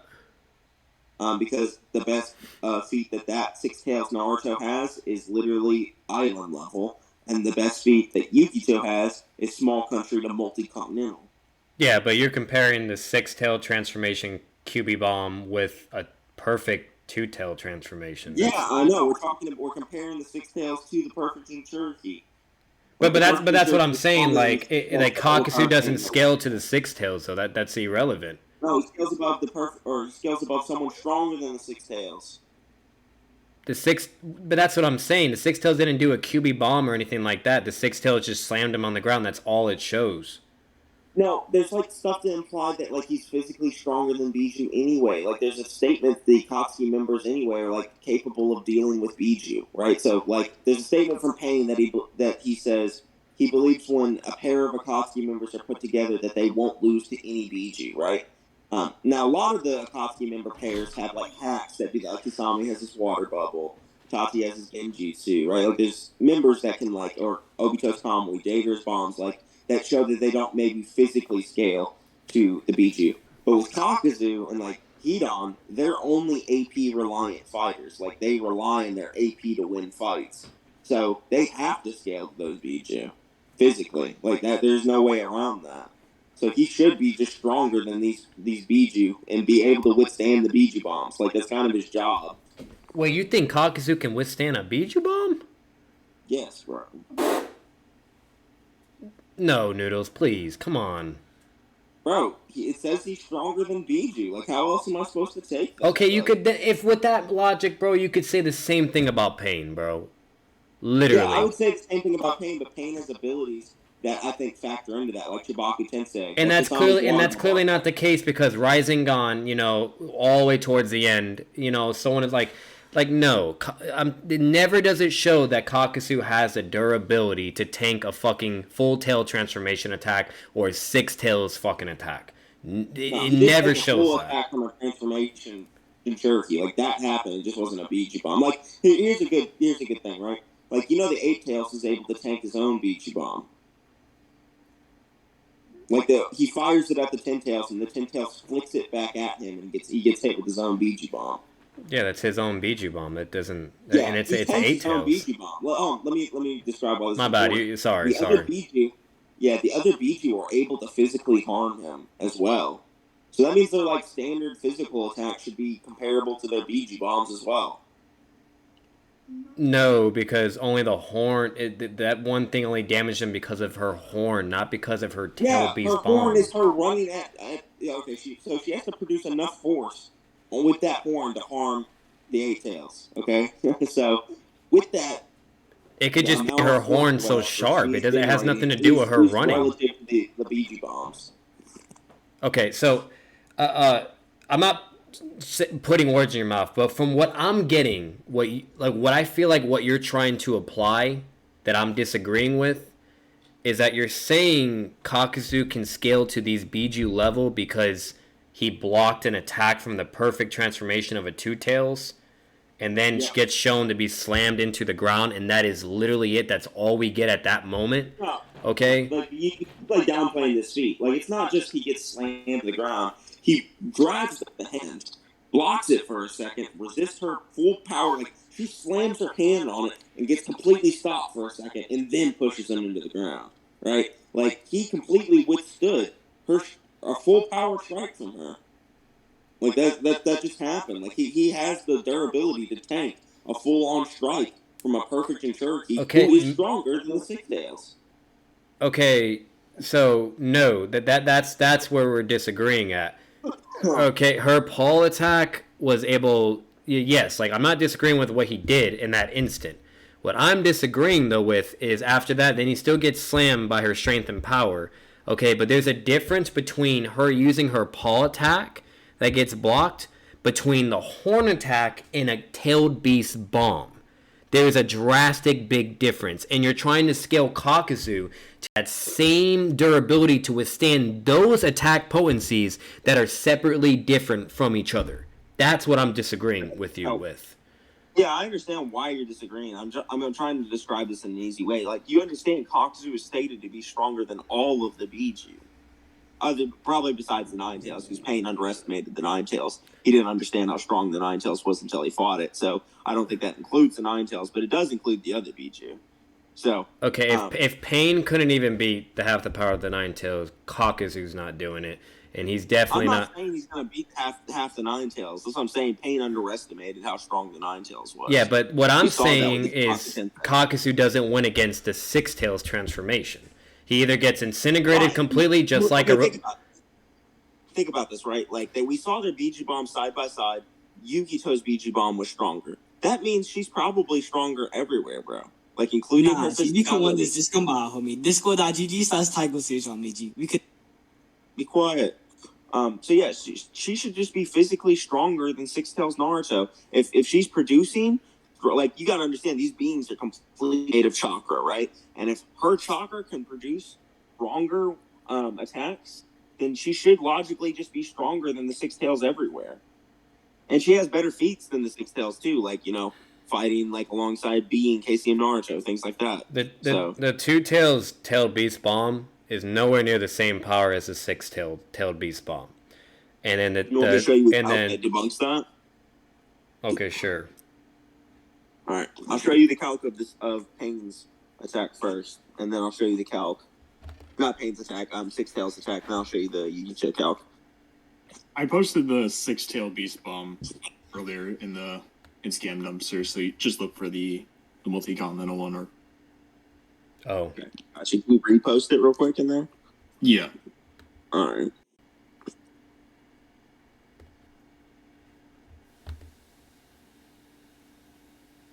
Yeah, that's the Four Tails. That shit is crazy. No, that's Six Tails. My bad. It's crazy. All right. Kakuzu's not tanking that. No, I found the calc already. Here you go.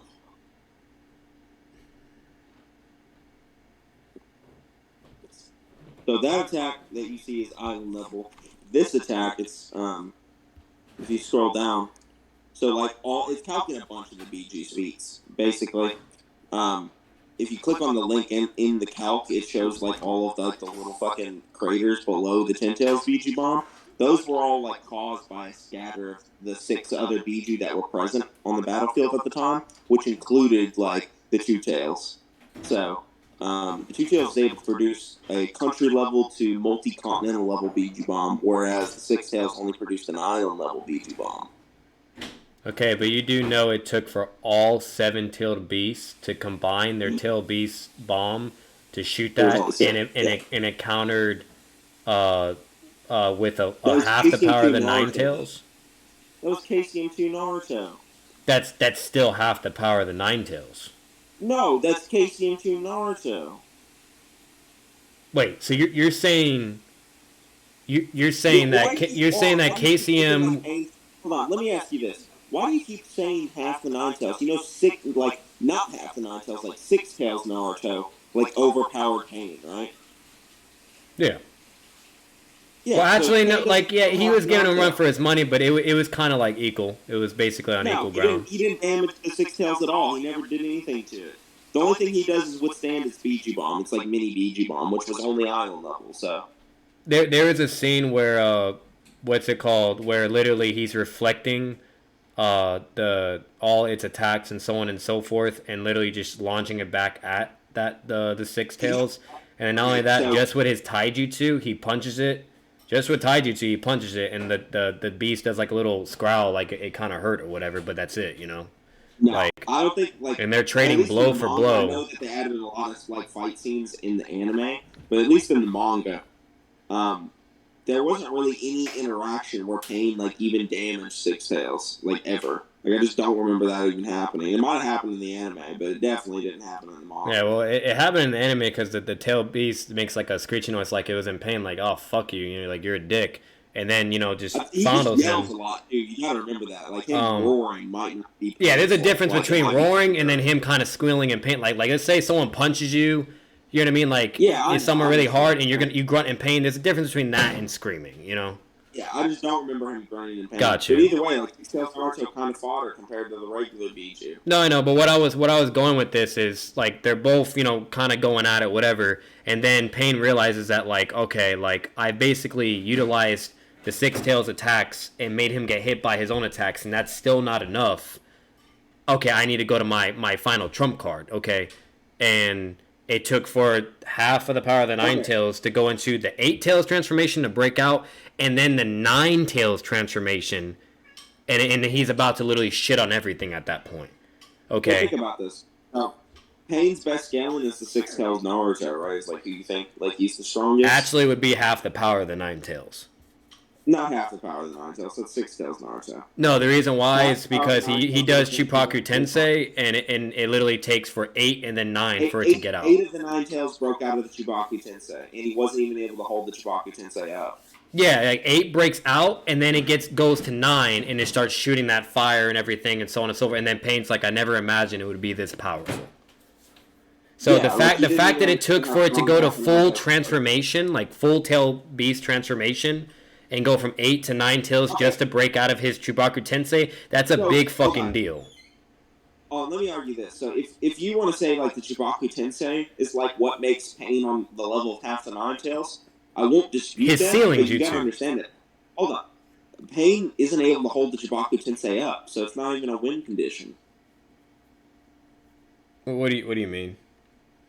When he casts the Chubaku Tensei in the fight, I'm sure you remember the scene, when Naruto has like his internal struggle or whatever with Minato, like all that kind of shit goes down, and he transforms back. Like Pain, like is so crippled and like weakened that he has to drop the Chubaku Tensei. He's not able to hold it anymore.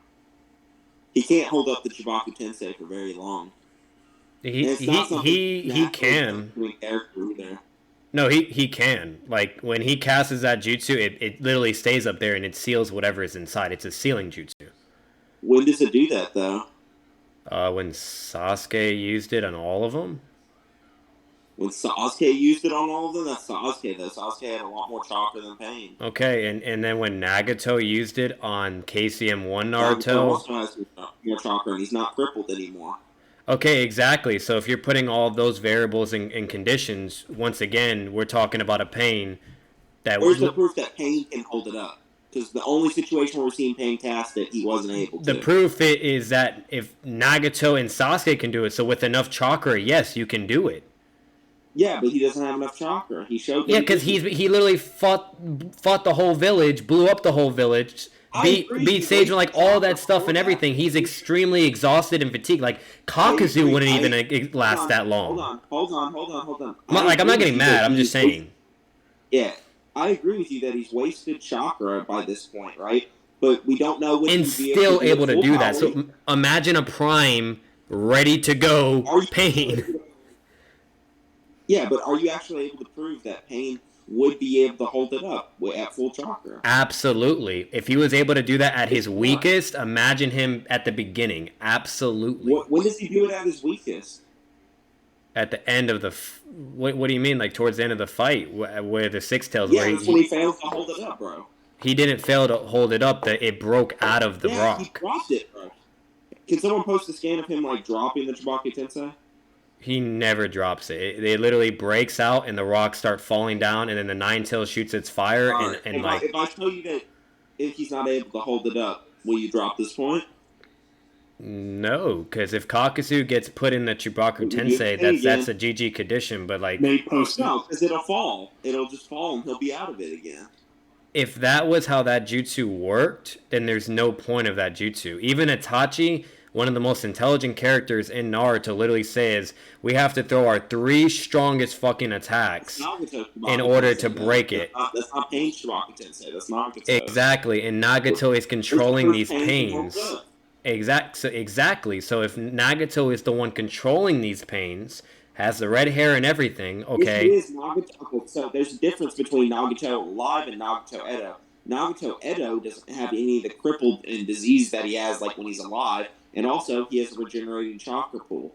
He doesn't have any of that when he's alive, and he's severely crippled and sick. Okay, but the way Nagato's way stronger than Pain. But the way to debunk that, if that's the case, like you said, then he shouldn't have even been able to seal the Six Tails, and it shouldn't have even taken from the Six Tails to go to the 8 and then 9 to get out of it.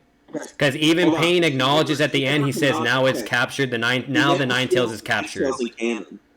Yeah, but only happened in filler. But you do know that like he says that, right? Like the statement, he's like, all right, now the Nine Tails is captured. Yeah, he says that, and then he drops it. Look at Scan Dumpster. Like the scans got posted.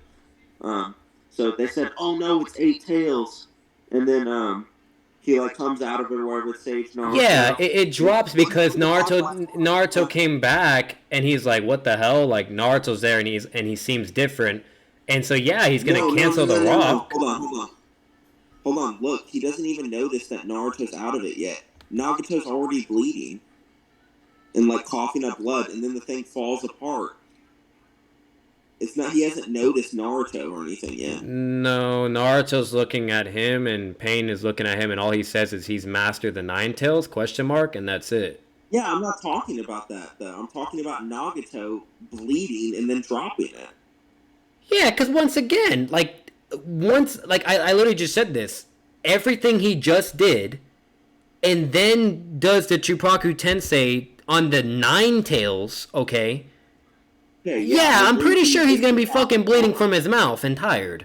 Yeah, look what's happening though. Conan says like Nagato, and he's like he's like freaking out or whatever the fuck, because he's like overexerted himself. Because she mentioned something about him overexerting before that too, but she like freaks out about him doing that, and then he drops the Chibaki Tensei. So it's not like provable that he can hold it up. There's no way you can say he can. Yes, it's called probable interpretation along with providing evidence to the context. Like, remind you, okay, if you literally look at okay, but that goes with all the other arguments that you've presented. You've had no evidence to scale Kakuzu to these god tier levels, and you're just going based on interpretation because he blocks a 2-tailed attack. That doesn't. Yeah, that's what I'm using to scale. Like the 2 tails is completely different from the 9 tails' power. That's what I'm trying to tell you. It's greater. No, it's not. It's demonstrably not. So you really think the 2 tails equivalates to the 9 tails? Listen, I don't think that like the 2 tails would be able to like get out of the Chibaki Tensei if it were to stay up, but it doesn't stay up. So what is there to argue about? I don't know, dude. You're literally like basically what you're saying is like, okay, Itachi does Tsukiyomi, but it only lasts for like a second. Like he can't hold it on forever. No, Tsukiyomi has a definitive range. We saw like Tsukiyomi will last until the person dies. Okay, but like, all So that's right, not so sure. but that's what I'm saying. Like with that mentality that you're presenting, like for instance, in the fight between Sasuke, okay, anyone could easily argue and be like, oh well, it is sick Itachi, you know, he's almost blind, blah blah blah, this I and could that, argue that. you know, so that's why therefore, you know, the Tsukiyomi can only last for a short amount of time. It's like no, that's not the case. There's conditions Hold and on. there's reasons why.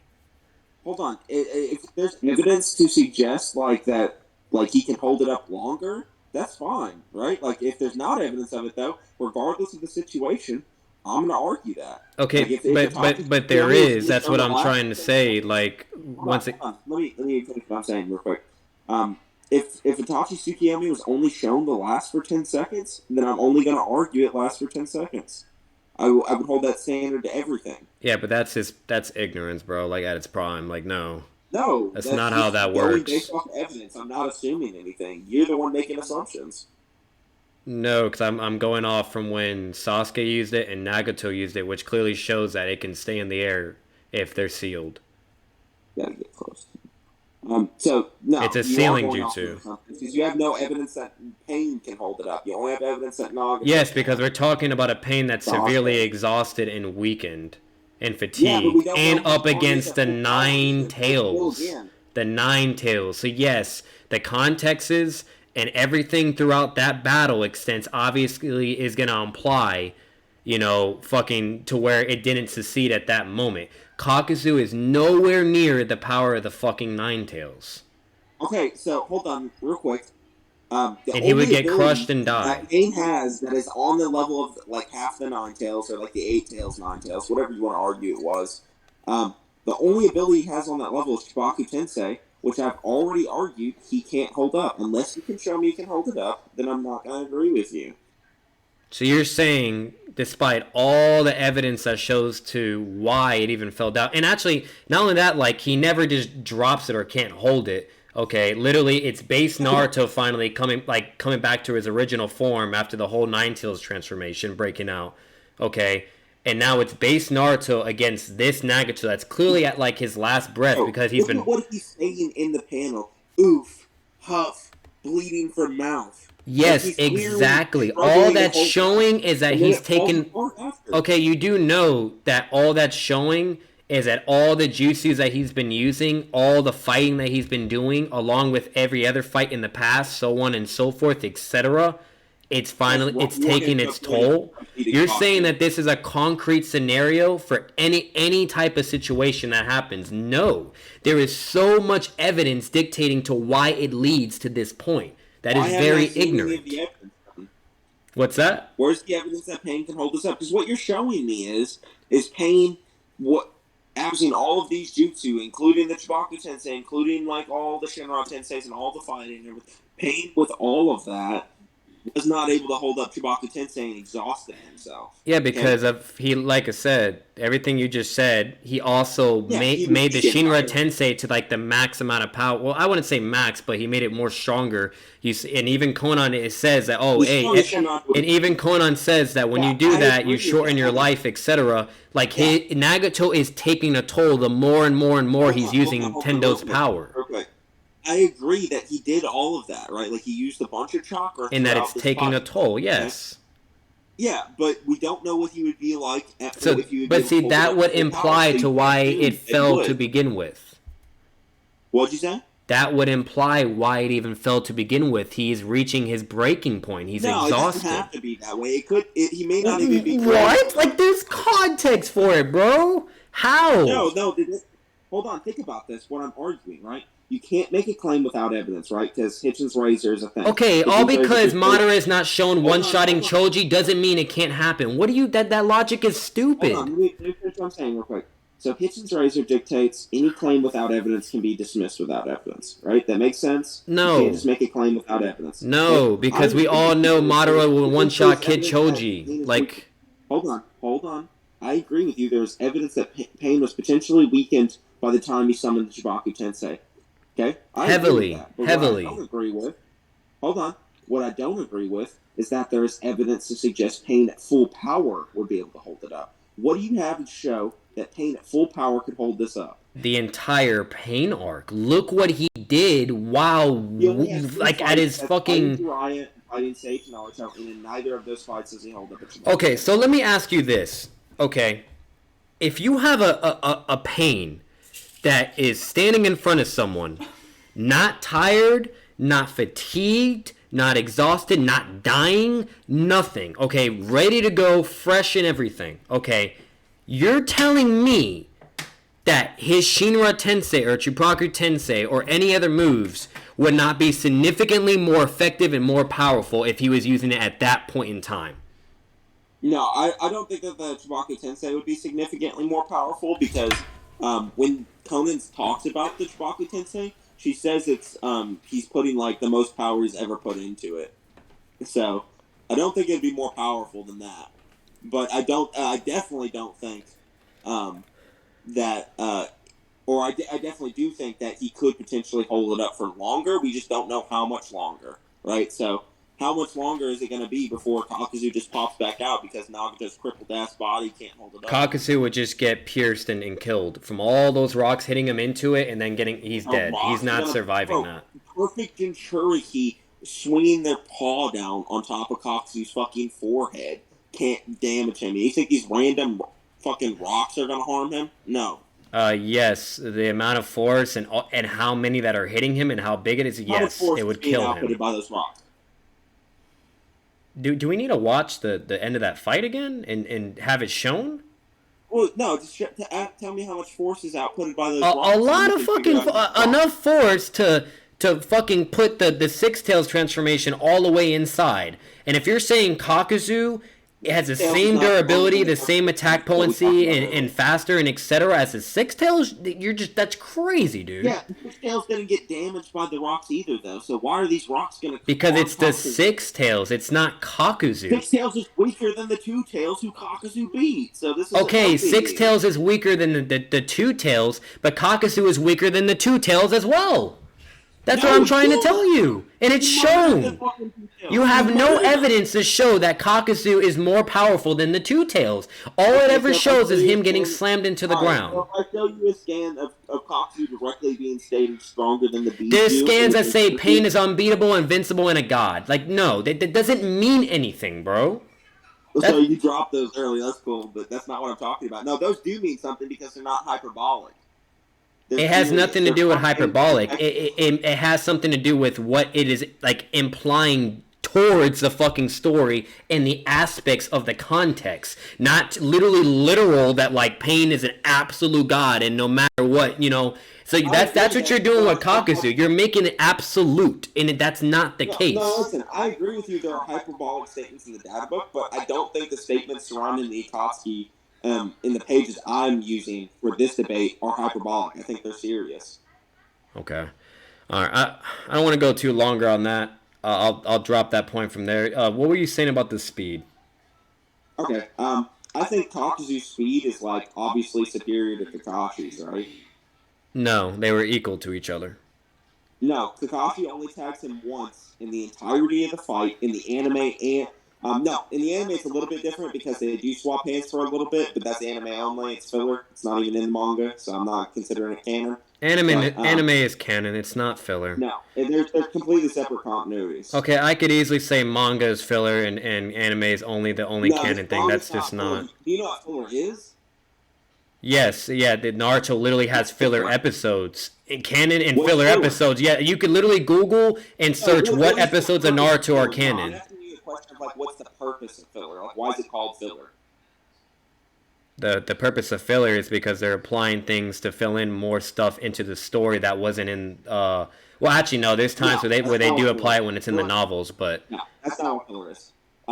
Filler was basically, you know how like the Naruto manga and the anime were getting released alongside each other, but the manga was like way ahead of the anime. Of course, that's how it always is.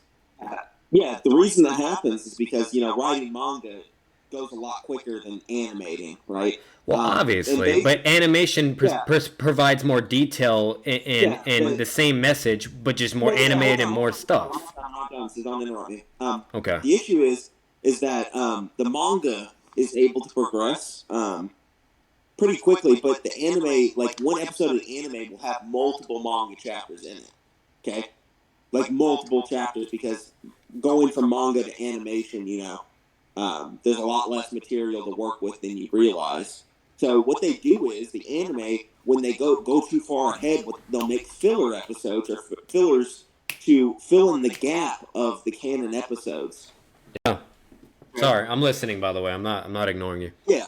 So basically, all it is just extra content to save time for the manga to get farther ahead, so they can continue animating. That's basically all it's for. And those scenes where like fights are shown like having a lot of extra stuff in it that weren't shown in the manga, right? That's they extend out the fight, right? Because if you just have the like 10 panels the Kakuzu Kakashi fight is like in totality, right? That's not going to make much content for an anime. You have to extend it out, but none of that is actual like part of the fight that was supposed to be displayed. The fights are completely shown differently. Like, if you watch the manga fight, Kakuzu completely one-sided shit stomps Kakashi. If you watch the anime, they're a bit more relative, so they're different to each other. What's it called? Can I attack that now? Yeah, you can attack it. Okay.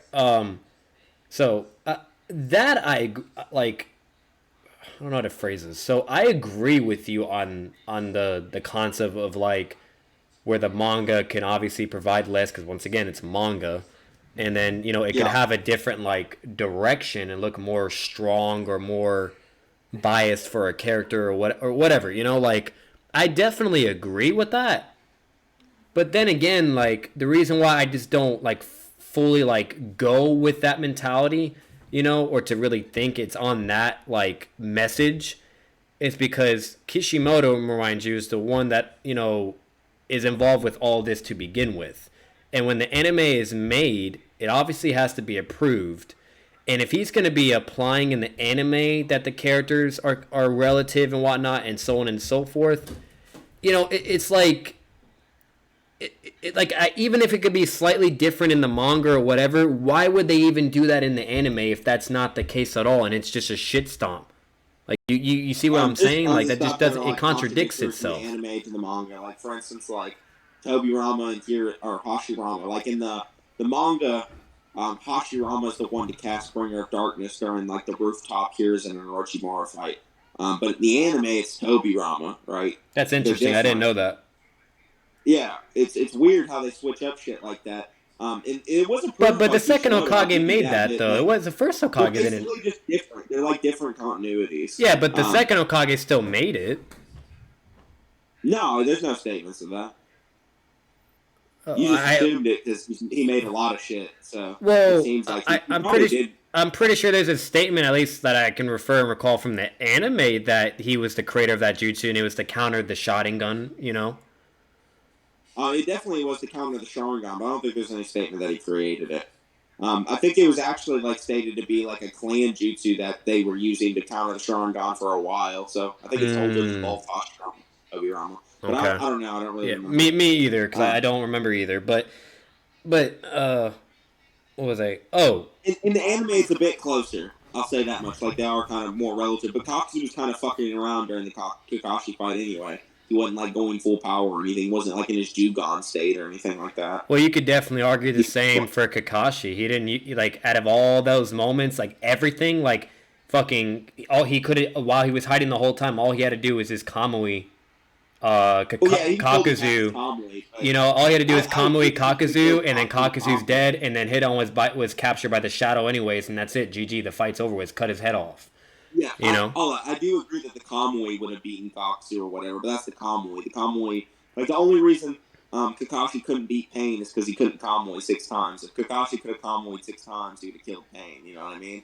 So it's like one of those things where, it's just a good hard counter ability, but it doesn't actually have anything to do with like Kakashi's physicality, because Kakuzu like murder blitzed Kakashi in like the very beginning of the fight before he even like uses a ton of jutsu or anything. So. He didn't blitz Kakashi. You know the scene where he Raikyuris Kakuzu? Like he sneaks up on him and he Raikyuris him? Yeah. Kakashi blitzes him from behind. No, he said he snuck up on him. Like Kakuzu said he didn't sense him at all. Yeah. So it was like attack. But so it's not a blitz, it's just a sneak attack.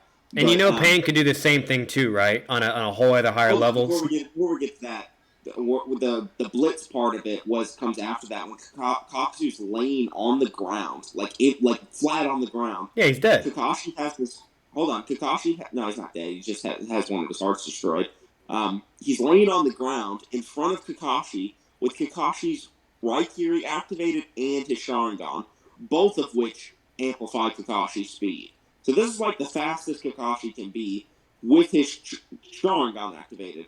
Kakuzu gets up off the ground and kicks him in his chest before he can Raikiri charge Hidan. Yeah, it was the element of surprise because he's immortal. He got in front of his face with the Sharingan activated there.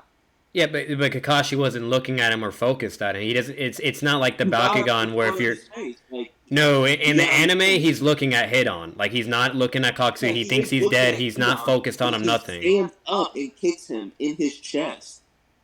Yeah, he sucker punches him. He catches him off guard. The element of surprise. Hold on.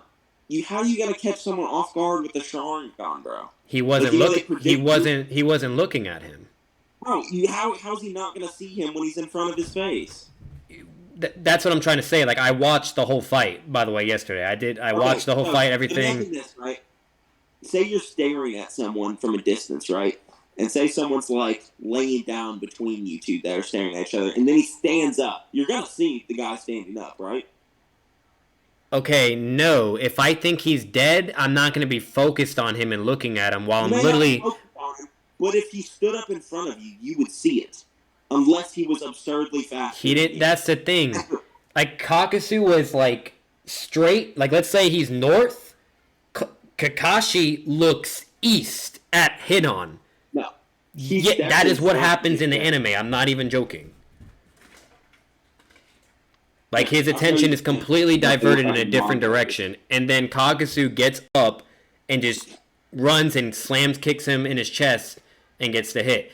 It's like literally fucking like it's just an element of surprise, like catch off guard. Like same thing Kakashi did to him with the Chidori. Yeah. So. No, I disagree with that because he's literally getting up in front of his face with the Sharingan activated, right? You don't even have to have a Sharingan to see someone get up in front of your face. Like, he's getting into his line of sight. Like, even if he's not focusing, like, on the ground. There's no proof for that. Kakuzu forces himself into Kakashi's line of sight. I get that, but there's no proof for that. He's not looking at him. He doesn't have to be looking at him to not see him stand up. Bro. Yes, he does. The Sharingan. You can be focusing on someone else and still see someone stand up in front of your vision, especially if you have the fucking Sharingan. Not if you're looking in another direction. He's not looking in the other direction. You can't look to left and right at the same time. That's what I'm trying to say. He was left and right, literally in line with Hidan. It's not. Like I said, I can pull up the fight right now. We'll see. Let's grab this stuff. If anyone has it on them, they can just post it and scan it too. Like I said, I've never seen the manga, and that's fine, and I'll look at them too. But like either way, it's a surprise attack. It's not like Kakashi's like, oh whoa shit, he's getting up, like okay, and then bam gets kicked. Like no, it's like literally like when he gets kicked and sent flying, and after he like looks up, he's like, wait a minute, like I thought I killed that guy. Like he's completely caught off guard. Hold on. Let's say he did get caught off guard, and it was like completely like that was the only reason Kakashi got tagged, right? Yeah. The amount of movement Kakuzu does is still much greater than the amount of movement Kakashi did in the same time frame. Okay, so this is the fastest Kakashi we can see, right? He's got his Chidori activated. See, look, he's not even looking at him. He's running at Hidan, bro. Hold on, I just said that. Like, let's grant your argument. Like, let's say that the only reason Kakashi got tagged was because he got caught off guard or whatever, right? Like he literally just didn't see him. Yeah, it's clearly shown in the manga too. Hold on. Let's say that's what happened. Okay, so this is a steal, man. I'm like letting you have that, and then I'll say that the amount of movement Kakuzu does is greater than the amount of movement Kakashi does in the same time frame. No, it just shows that he can keep up with Kakashi's like Chidori state. That's all. No. He's Chidori charging to Hidan with his Sharingan action. Yeah, and he goes in front of him and kicks him. I'm not done. He Chidori charges him, and then Kakuzu gets up off of the ground while being prone and kicks Kakashi, all before he can like even move that far. Like he moves way greater distance. He completely has to get off the ground. He's like moving significantly greater than Kakashi there, so he should be faster than him. There's literally the only reason I'm going to say there's no proof for that is because I'm looking at the panel right now. It shows Kakashi with the blade up in his hand, charging at Hidan. Then it shows the kick hitting his chest, and then him flying into the tree. Nowhere does it show where it's heavily emphasized, like in writing and everything, to where it shows Kakuzu's exact movement, the exact situation and everything, and then bam, that happens, and that automatically implies his exact movement to know what happened. So look at the distance between Kakashi and Kakuzu when he's like laying on the ground. Here, I'm posting the scan. Not a very far distance, right? Yeah, that just makes it worse. They're basically right next to each other. Okay, Kakashi starts right here charging Hidan, and Kakuzu still has enough time to get up off the ground and kick him before he reaches Hidan. Yeah, all that proves is that he can move as fast as Kakashi with a Chidori in his hand. Moving faster than Kakashi. That's called an interception. Okay, so then you could say the same for Pain's robot path. He got fucking flattened just like Kakuzu and was still able to get up. Bro, think about this. He's having to get up off the ground, not run speed. Like Kakashi's sprinting at Hidan, okay? Full sprint speed, and Kakuzu getting up off the ground and still can kick him in the chest before anything happens. That's much bigger than movements and much harder movements than what Kakashi is. Okay, and Pain did the same thing in a worse damage condition. Kakashi can react to Pain multiple times. Yeah, and that robot Pain moved that literally the same way Kakuzu did just now. But with more damage, remind you. When did this happen? When he's like flattened out by Choji's dad and Choji, and then when Kakashi goes to charge fucking Pain, and all that or whatever, like they're all focused on Tendo now because they think that Pain is out of the equation.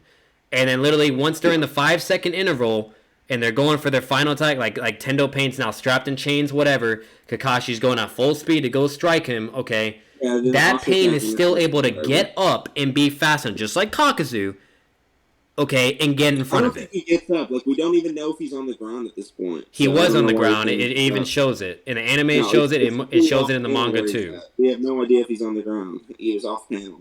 The anime shows it. I don't think the anime shows it. And the manga also shows Choji and the dad smashing him on the ground, too, flattened, just like Kakuzu. I don't think it shows the Ashura path in either the anime or manga. I think that's not true. Okay. I think he's off screen in the anime as well. Like, you just don't see it. No. Like, I've seen the fight. I watched it. I did too. I also had a debate with Seth about this exact topic, so we looked at it. I can pull it up right now on my stream. Like, if I show you it right now in the anime, will you believe me? Yeah. I mean, I believe you, yeah, because I can't deny it if it's actually in the anime, right? I'll pull it up.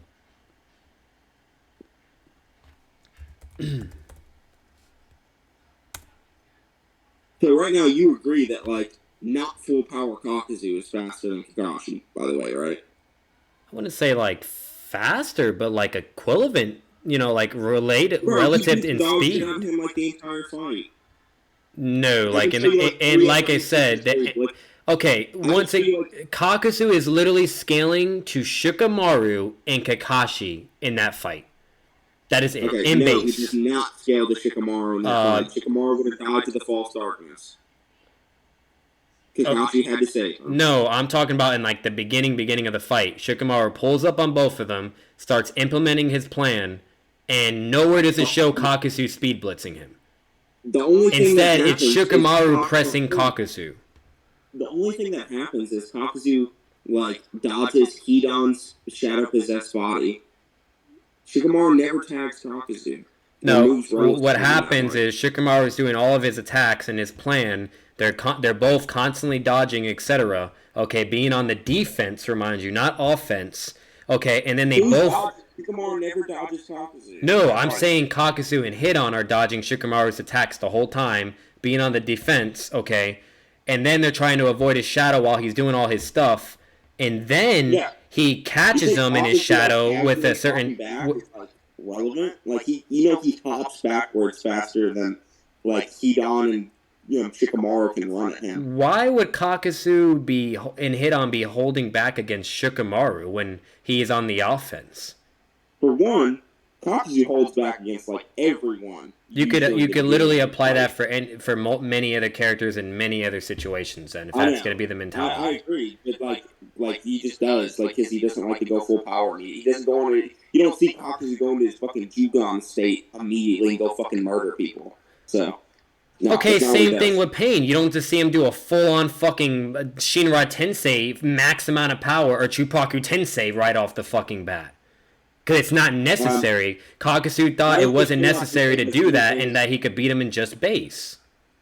So, Shinra Tensei and, like, Bancho Tenin, like, when Pain, like, pulls and pushes Kakuzu, that's just not going to do shit to him because he can overpower it. He cannot. Never is it shown in Naruto you can overpower that. He's stronger than Jinchuriki, who are stronger than Six Tails, who overpowered it, so I don't care.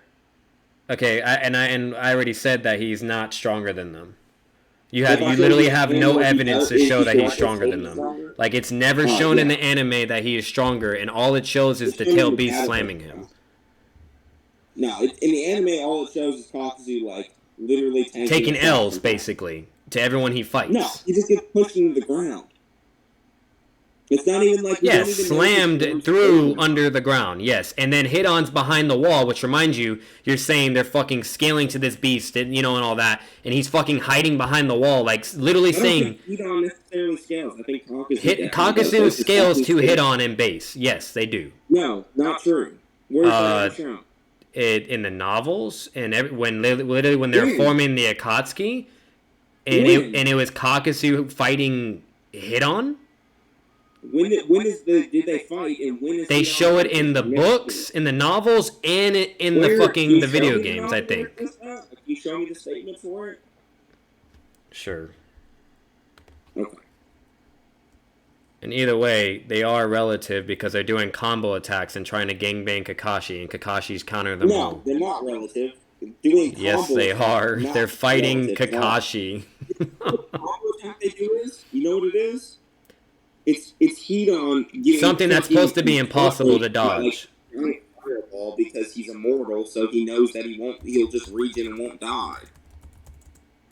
That's the combo attack. And he enhances it with a wind scythe attack or whatever, so the wind amplifies the fire. That doesn't make them relative. In fact, Kakashi literally says that Kakuzu is stronger than Hidan, and Hidan admits he's slower than Kakuzu. So no, he's slower and weaker than Kakuzu. Hidan, not relative. The entire fight is relative. No, the only thing that happens during the fight is Kakuzu just beating the dog shit out of Kakashi. It's like one of the most. It's actually going both ways. Even Kakashi kills Kakuzu at a certain point too. Actually, he kills him twice. He kills him with the Chidori, and then he also kills him with Taijutsu.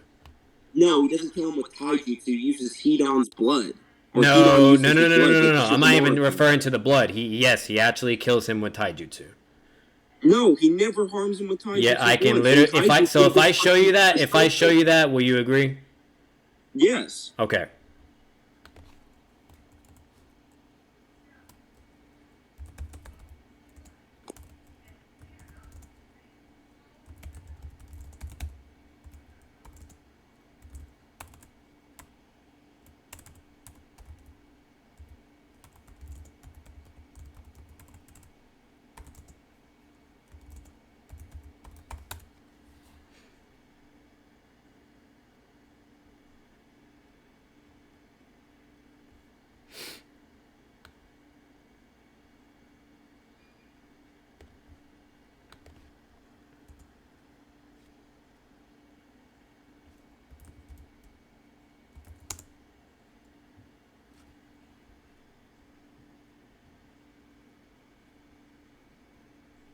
Y'all are just looking for scans, right?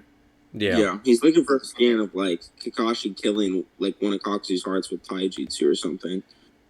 Well, no, it's not. It's not the heart. It's Kakuzu's clone because they keep using shadow clones, and literally they're just equal the whole time. Like Kakashi dies at a certain point, and then he gets a death blow on Kakuzu, and it's a water clone.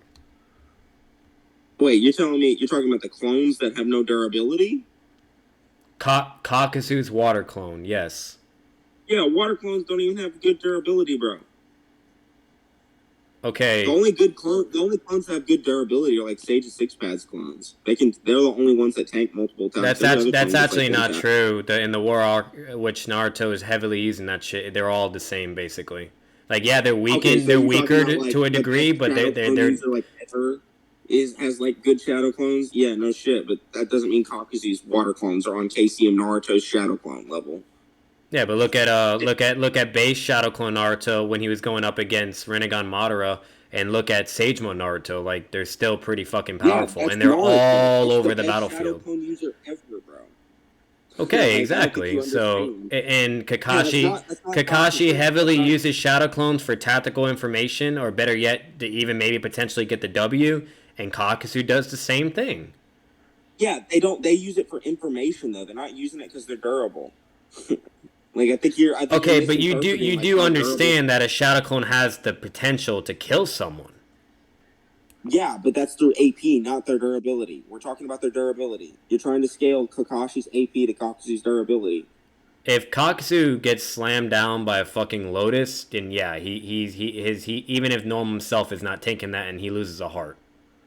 No, he's not losing a heart from that. He can tank Biju strikes, bro. Like, I don't know where you're getting this idea that fucking Lotus is as strong as a Biju, but he doesn't tank a Biju strike, by the way. He just gets slammed. Yeah, getting slammed was fine. There's a difference between getting punched or thrown around, okay, or slammed. Hold on. I'm gonna like repeat what I said earlier because this is something that we already addressed. It's not just him getting slammed, okay? Look at what it shows in the anime. I've seen the anime. He blocks it and then gets slammed. He catches it. And yeah, you could say he's using his heart in the jutsu. Hold on. He catches it completely, withstands the full force of it, and then gets pushed into the ground. Yeah, he probably used his defense to probably catch it. Nowhere does it indicate that he's just using his normal body. There's not enough. It's all subjective. Like you're literally just interpreting. No. We see when he activates Diamond Armor, he'll use Earth Seal, or his hands will go glow black or whatever the fuck. Okay, it's manga. It doesn't have fucking color. It just shows him lifting his hands up. No, even in the manga, his hands turn black and shit. You want me to show you that? Like when he uses Diamond Armor and his hands are black? Like it doesn't look like the same thing. So you're saying, okay, even though a Chidori went through his Diamond Armor, you're saying because he didn't use his Diamond Armor and the two-tailed thing hit him and he blocked it at first, but then immediately got slammed into the ground, like literally inside of it, okay. Fucking, that now what, his normal durability is better than his Diamond Armor? That makes no... Kakashi Chidori is not going to do the same amount of fucking attack potency as a two-tailed. His Chidori is using a weakness. It doesn't have to be more powerful when it's utilizing a weakness. Okay, then meaning it goes through normal durability too. Like, you don't have to blow up the whole Death Star, right? Like, if you can just shoot its weak point, you can completely bypass, like, its armor and shit. Okay, yes, it's an elemental weakness, meaning that his elemental defense got penetrated, and either way, it hit directly to his body. Yeah, hold on. Think about this. If you have a typing advantage, that means you don't have to interact with the full durability of it. You can utilize the weakness of it being weak to lightning. Okay, That's what he's doing. Exploiting a weakness. Imagine if you had some armor, right? So you're wearing some armor, okay? And I have a sword. If I hit you, like, on your armor, right, it's not going to do shit. But if I cut, like, in the gaps at the shoulder and the neck and shit, right, where it's weak, or where there's, like, softer armor, like, under the armpit and shit like that, like, I'm going to be able to stab you or cut you. And that's because I'm utilizing a weak point. That does not mean the sword is capable of cutting the armor, the actual armor, though. It just means that it can utilize a weakness. You ever play Pokemon? Like, this is a great example. Like, if you have someone, like, a typing advantage in Pokemon, that can be severe, right? And it's completely bypassing their standard durability. And also, Kakashi's Chidori is pretty fucking badass. The only times it fails in the entire series is when it stalemates Kakuzu's False Darkness. Every other time, like, it's able to stab Obito, it's able to stab Biju, or cut off Biju's tails, it's able to fucking... Kaguya, like, yeah, but that's crazy. First off, that's War Arc Kakashi. This is a totally different. If it was War Arc Kakashi versus Kakuzu, he gets shit on. Oh, I know, I agree, but that's not what I'm arguing about. So that's what I'm saying. So it's kind of hard to fucking like say that he has the same attack potency as War Arc. I'm not saying he does. I'm just saying that the Chidori itself is a pretty powerful jutsu. So don't absolutely. It. No, but absolutely, and I agree with you with that. But like, I don't know, like it's really weird to say Kakuzu's durability is perfect tail beast, level. Yet he gets hit by what, an S rank jutsu? Bro, if you try to beat Hidan and shit, why would he be in the Akatsuki? Bro, he would just get murked by any random Biju. Because he's an immortal. He has 5 hearts. Immortal. Like, I think you have this wrong idea of what makes him an immortal. It's literally talked about in his backstory. Everyone literally talks about him as an immortal. Even Pain refers to him as an immortal. He's called an immortal because he steals people's hearts. And like, because he steals people's hearts, he can keep, living on, right? But if he ever, like, stops stealing people's hearts, or whatever the fuck. Yeah, then he's dead. Absolutely, yes. But that's not what I'm talking about. I'm talking about that he is immortal because he has the 5 heart technique thing that he does. And either way, you're trying to give him this crazy, absurd durability level that is never, ever shown. All it shows is him just getting slammed. And for all you know, that could have easily killed 1, 2, maybe 3 of his hearts. We agreed earlier that it's not just him getting slammed, it's also him withstanding the blow. Okay, hang on. I'm going to pull this up real quick. That fight that you're referring to, because the fact that you think like it's just a little tickle, and like this man gets dug deep into the fucking ground. Yeah, it doesn't even mean that he got hurt though. He didn't get hurt. We see him at the end of the fight, and he has no bruises or cuts or bleeding or anything. His clothes aren't even scuffed, bro. And it does a time skip. It's not a long time skip. And Hidan is the one that's actually just ending the fight. No, the only thing we see at the end of the fight is that Hidan's doing his ritual. Kakuzu could have easily killed Yugito, and then Hidan did the ritual after. So... And like I said, hold on.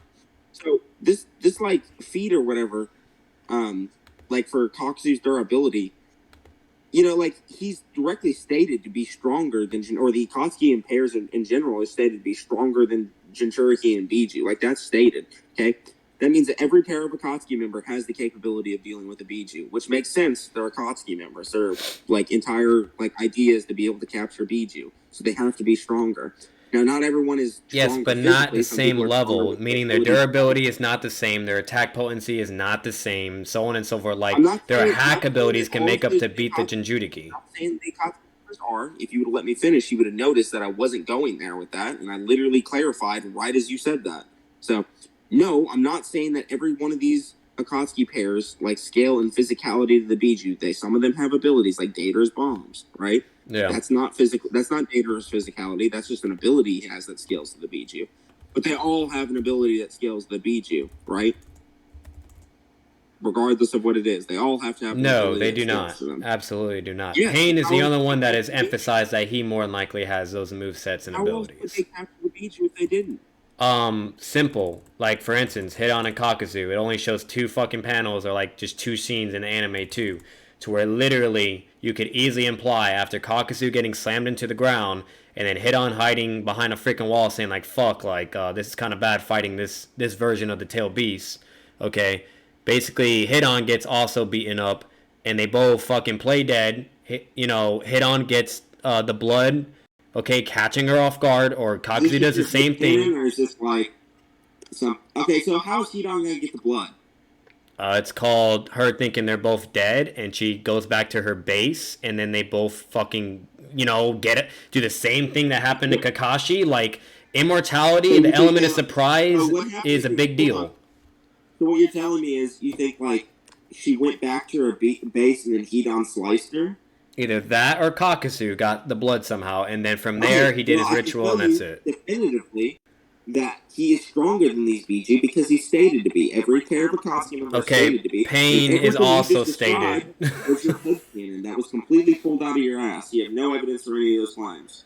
That's definitely what more than likely happened, because if you analyze the fights with No. Asuma and everyone else and so on and so forth, Kakuzu and Hidan are basically getting fucking either always No, relative. if you actually analyze what they say, during the pre-encounter and during the or not the Asuma fight, the Kakashi fight, Hidan, like when they use their combo attack like against Kakashi, like that wind fire attack, they describe it as their routine attack, and when Kakashi like evades it or whatever, or like gets out of the way of it, they say that like he's the first person to ever survive that combo attack, and like this is something that they routinely do. And I don't know if you know what routinely means, but it means they do it every fight. So that implies that the Biju don't even survive this combo attack. Absolutely not. That's just an interpretation. Doesn't mean they would actually go to those extent and use that jutsu on What's them. wrong with my interpretation? They like what I just said as well. They could have easily just gotten her blood, and there you go, GG. That's it. That's not what's implied, though. What's implied is that they use this routine attack every fight, because a routine literally means that. And that combo attack. Okay, with Hidan, all he ever goes for is blood. With Kakuzu, all he ever does is use his taijutsu or his tentacles, or if he's facing a strong opponent, then he brings out the puppet things and goes from there and so on and so forth. Okay, so but if you think that their AP is what he uses to beat people. Okay, if you think their AP can damage a perfect tail Jinjutiki and just one shot it and that's it, no. That is absolutely crazy. One shot, but they definitely have the capability of affecting it, because Pain literally states in the data book that he believes every pair of Akatsuki member has the capability of dealing with Jinchuriki. Yeah, to be able to beat the... on that same page that the Akatsuki are stronger than Jinchuriki. Yes, okay? No, they're not stronger than the actual tail beast. They're stronger than the actual host of the tail beast. No, that's what you're not understanding. And there's even a statement that supports that, to where literally the reason why tail beasts are even sealed inside of people is to weaken them and balance them. And unless they do a perfect transformation, or if it's out of their body, then it is unstoppable, basically. Hold on. Dater beat a Biju. Sasori can beat a Biju. Right? He has the Iron Hand, he beat Gaara. He didn't beat the One Tails. He beat Gaara. He didn't beat the One Tails. No, he could beat the One Tails. He beat the Three Tails. Who you think is stronger than the One Tails? Okay. So you're telling me that Datara did his C2 and it was strong enough to one-shot the Three Tails. No, it wasn't a C2. It was a completely unnamed bomb. It was a random. And when was this? Because I don't even remember this. Yeah, he one-tapped the Three Tails, unironically. Okay, when was that? What when and what?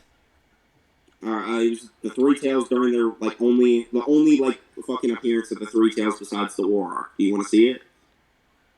Sure, yeah. I'm just curious. Like I said, I don't recall any of that. So yeah, basically all the people you described earlier when you were saying Sasori and Datara are the lowest of the Akatsuki. Well, and Kakuzu's deadlier than them. You know, these people are able to kill Biju themselves. You know, this supports what I'm saying. But hold on, let me grab this. Yeah, here it is. Here's the data book statement of it. If you want the actual manga panels for what happens, I can get them, but this is just what I have on hand.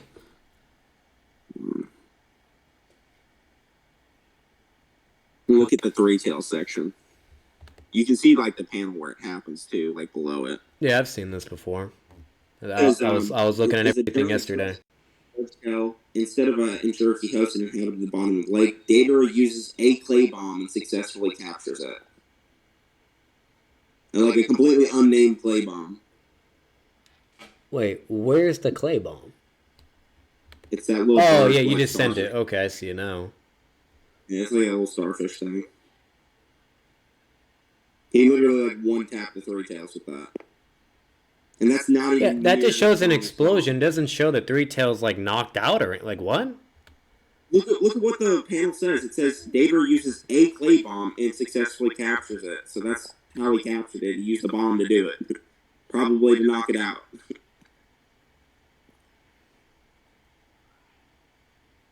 So yeah, these Akatsuki literally are strong enough to beat Biju. Like that's their purpose. That's Oh, I see the saying bomb is that you're not talking true. about now. Yeah, that's a big ass bomb, bro. It's not really that big. That's a But, like, big compared to his fucking other bomb, bombs, and like, that's never even seen ever in the fucking anime either. oh yeah, that seems shown in the anime. No, I've seen all the bombs he used against CM2 Sasuke, and never does he You use don't that even remember bomb. this fight happening, bro. Like it definitely happened in the anime. I remember the scene happening in the anime. So I remember Obito's bitch ass like yelling about it, saying how he did all the work and shit. I would actually have to look that up in my own time, so I'm actually curious about that. But once again, I don't recall that. But just looking at that, but yeah, so that could fucking apply with Data's fucking explosive that apparently it can go through three-tailed fucking durability. But like Yeah, the Akatsuki in general usually are capable of harming Biju. but Kakuzu, but okay, but this is what I'm saying. So you're saying so Data does this, right? And then you're saying that even though it's not shown, but there's statements saying that they are capable of fighting against Biju level threats and winning, okay? That Kakuzu can be able to do the same thing, but then you want to say that Pain doesn't have the same attack potency and cannot do the same thing, even though he's the fucking leader of Akatsuki with the Rinnegan. Like you're literally limiting and nerfing someone else, the leader and the strongest, that has many statements to back up that he is the most powerful out of all those members on the team. The only thing you've provided for most powerful have all been like dog shit, so I don't even want to hear about that. No, shit. I've provided multiple panels where it's literally basically saying Pain is like a god and unbeatable. Help you. Okay, and then it also even says that the Akatsuki members don't even dare to disobey his orders. It literally says that in the statements. So you're implying that your statements are relevant and absolute and concrete, but yet mine are irrelevant. That's not what it says. It says even though notoriously strong members obey him. That's what it says. Which obeying him for what reason, right? They explain it later. His power and charisma, right? No, it has nothing. It's because he's way more powerful than the Akatsuki members. No, it said the reason is Pain's charisma and his power that no one can deny. That's what it attributes. Which does not mean that he's more powerful than them. It just means that they agree he has a lot of power or has power. And he has charisma. Like we said, Kakuzu's reason for joining the Akatsuki was literally because he wanted money, not because he was like scared of pain or some shit. That never was confirmed. Yeah, I'm gonna show you something. Where is it at? Okay. The argument I was making with this, by the way, was that like you think like Gator and Sasori are like on the bottom half of the Akatsuki, and Kakuzu is stated to be deadlier than them, right? If he's deadlier than them, that means his attacks have to be deadlier. Like they have to be somewhat stronger in some way. No, you're just making up. You're literally just making assumptions and your own interpretations to wank a character. Why is that an assumption? Like, how else can you interpret that? Because there's a shit ton of statements. And mind you, I haven't even sent all my statements and scans for Pain. I'm being generous to you and only seeing a couple at a time because we've been talking about certain points and over and over. Because I've seen this debate 1,000 fucking times, so I doubt you're gonna find anything that I haven't seen before anyway, dumbass. Like this isn't something like I haven't seen. The reason I addressed all your arguments immediately is because I already knew what the counters were to them. And then you're not countering, by the way. You're literally just assuming what Kakuzu can do. Everyone in this chat, I guarantee, like it shows Pain. It shows Pain. It shows Pain what he can do, and it never shows what Kakuzu can do. What you're saying, and you're literally just saying he can for the hell of it. Bro, there's direct statements that he's stronger. And there's direct statements that Pain is unbeatable and invincible and a god and so on and so forth. What does deadly mean? And then not only that, even Zetsu, who remind you, has been around longer than fucking Kakuzu and knows practically everything, and even himself thought it was inconceivable for Pain to lose that battle against fucking Naruto. Okay, which he didn't know that Naruto did talk to you, so on and so forth. Okay. You know what's funny about that statement? Sure. Yeah, if that statement were true about Zetsu, that would mean Pain would be stronger than Kaguya, because Zetsu knows about Kaguya, bro. No, see, that's what you're not understanding. You literally pick and choose what these statements apply to that have nothing, that are completely irrelevant. Okay, Kishimoto is not a retard. He is not a retard that would think fucking Pain could beat literally Kaguya, this person, Obito. So like the show heavily emphasizes who he's directly relaying that information to. You are interpreting what you think. Hold on, Vitamin Man. I can give you a really reasonable interpretation of that statement that doesn't make Pain stronger than Kakuzu. Do you want to try and hear it out? Sure. Okay. So he says, I couldn't conceive that Pain would lose, right? Something along those lines. What does that mean? Just means he didn't think that he would lose, right? Yeah, that anyone currently in that era could beat him. Yes. Not like everyone in Naruto existence. Anyone that would actually fight him. Like, there's no way Zetsu thinks that Kakuzu is going to fight Pain. Why would he think that?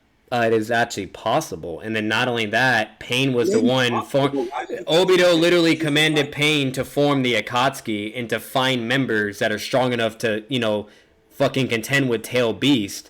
So meaning, therefore...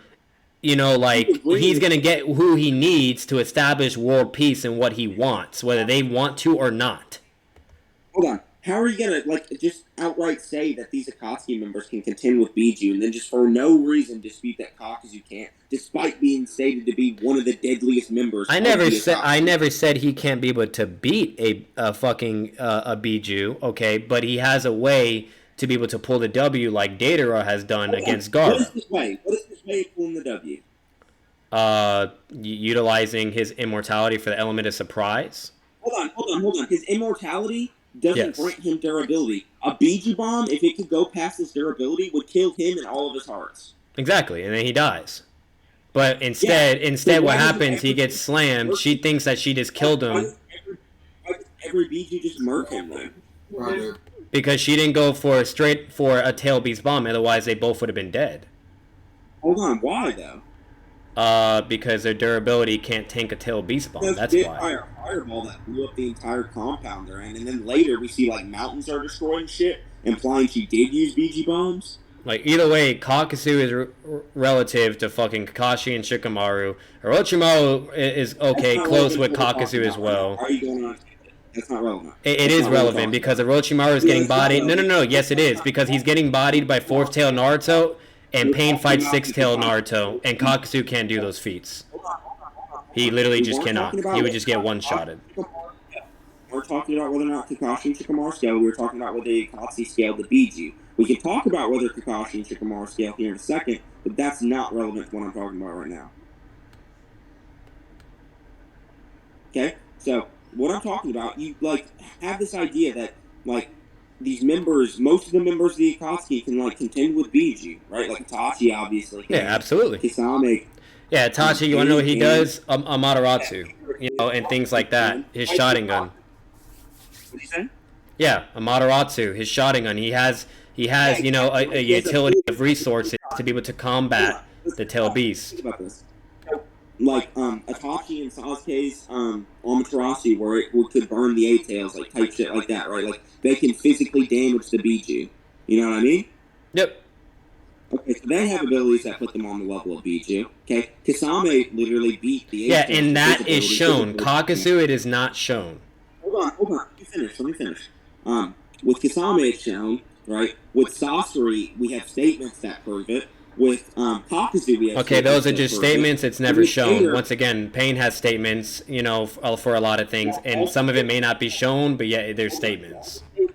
Pain is the same statement that helps Kakuzu. That's the statement that the Akatsuki are stronger than Jinchuriki. Okay, that statement does exist, but the issue is, I think that statement's referring to Pain's Shibaku Tensei. Because every other instance where Six Tails Naruto's interacting with Pain, he's overpowering him or, like, relative to him, right? So, it has to be the fucking Shibaku Tensei that's making him stronger than the perfect Jinchuriki, because the perfect Jinchuriki are stronger than the Six Tails. So, the Shibaku Tensei is what makes him that strong, but he can't hold up to the Shibaku Tensei, so that doesn't happen. Okay, until you can prove to me that Kakuzu scales to Six Tails fucking Naruto, then I don't know what to tell you with all that, bro. He scales to other Biju and Perfect Jinchuriki, and he stated... Okay, no, he scales to the Two Tails, okay, which is a way drastic difference from the fucking Nine Tails' power, okay? And she's in perfect, and it's literally two fucking scenes and two panels. At least relative to itself, bro. You're assuming that all because he blocks an attack and gets slammed into the ground, that now automatically by default, okay, he can beat any fucking tail beast. Not saying he can beat any tail beast. I don't think he beats the Nine Tails, and I don't think he beats Yeah, Killer Bee. okay, and Pain was beating the Nine Tails all the way to the 6-tailed point until it went to the full transformation. He has the Nine Tails up to the 8 tail, up to the 6 tails point, not the 8 Yeah, tails. Kakuzu could never be able to do that. Just how he could not be able to do anything in the village. Pain has better feats than him. All the 6 tails like a stalemate. And then some of the Chibaku Tensei, the 8 tails breaks out of it. He makes it bigger. Naruto goes back into his normal form, and then he can't hold up the fucking Chibaku. Once again, Pain still has better feats than Kakuzu. Like what? Like what feat? When does he actually? Kakuzu literally gets outsmarted by Shikamaru, gets killed by Kakashi. Yes. Kakuzu gets outsmarted? Yes. He gets outsmarted 3 times actually in a row. I actually wrote a whole fucking aspect of this on my script for the Kakuzu video about. Yeah, it was wrong, and I can debunk it right now. I can easily debunk it.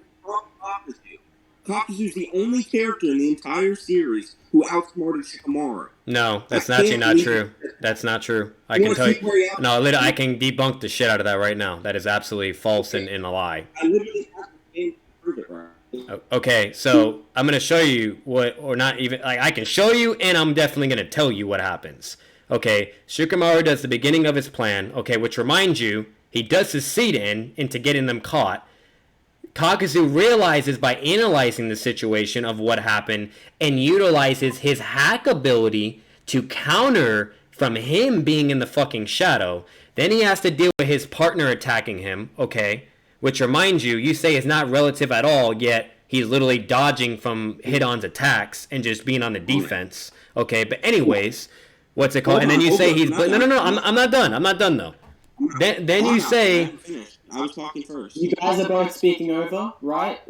Let each other finish first, right? Take turns, okay? Yeah. So Noodles was speaking first to begin with, so just let him finish, then you can debunk him after. Alright, Vitamin? Just keeping it fair and civil. Alright? Is that cool? Yeah, that's fine. He literally just said that he's not smarter. That blah, doesn't blah. matter. Hold on. Let him explain. And then he stopped talking, so I started talking, and then... Oh, but okay. No, I never stopped talking. It's fine. You go, Noodles. Okay. Noodles. Anyway, we figured it out. Basically, the explosive, he like hides the chakra blade under the fucking explosive tags, right? Captures Kakuzu and Hidon in his shadow possession. Kakuzu, in the midst of those explosive tags, hid a heart underground. Hid one of his hearts underground that are autonomous of himself, right? And then he breaks himself out of the shadow possession mid-fight, like completely destroys Shikamaru's plan to capture them, and then frees Hidon. Okay, How is that not? And then he literally explains to, like, Shikamaru, he says, like, you can do all the analysis you want, but sometimes you can't account for everything. Like, as if, like, shitting on him. Okay, is that it? Yeah, that's it. That's okay, so the reason why, for one, he didn't get outsmarted is because he was literally playing into Shikamaru's trap. And the reason why is because after he does exactly what you said with his ability and everything, which reminds you, if he didn't have that ability, okay, you know, that's a different story. But anyways, what's it called?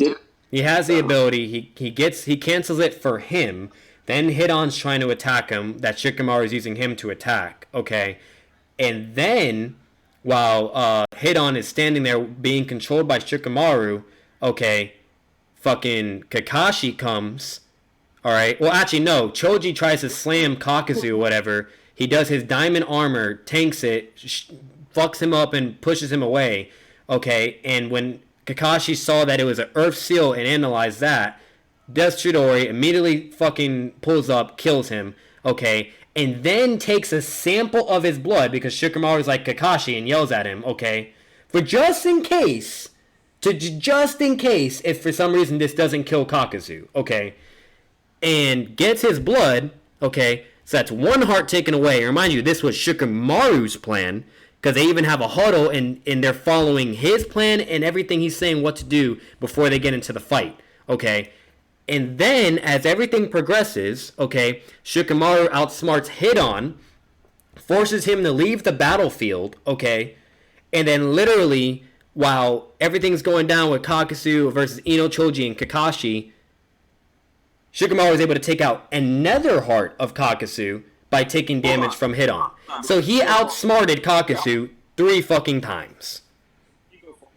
Shikamaru doesn't take out 2 hearts. Yes, he does. Allows taken out with the aid of Kakashi. It's not even him by himself. It was part of his plan. Still outsmarts him. But guess what? That's not him by himself. So therefore, he's more intelligent. If Kakuzu was smarter, he would not have lost two hearts. The first encounter they had. Okay, hang on. So if the only reason they had the capability to outsmart him after that was because he has Kakashi and other people. Yeah, exactly. It was all part of his plan once again. So it doesn't matter. Okay, you can have a plan that is vastly stacked against someone, right? Like if I make a plan to have 5 people jump you and beat you up, right? Did I fucking outsmart you?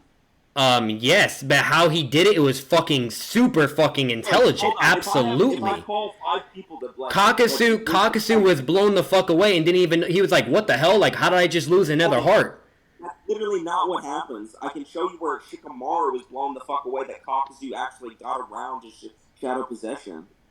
Okay. Kakuzu is known for his analysis. You do know that Shikamaru fought him before and saw Kakuzu's abilities with his tentacles and everything, and that his limbs are detaching and all of that. Yeah. He already knew about that, and so meaning, therefore, why would that be his absolute concrete win condition when he knows about that ability? Shikamaru has shown many times in Naruto that once he analyzes things and he's able to survive from that outcome, he then forms a strategy on how to beat the fucking person. Or better yet, even more impressive, while he's in battle.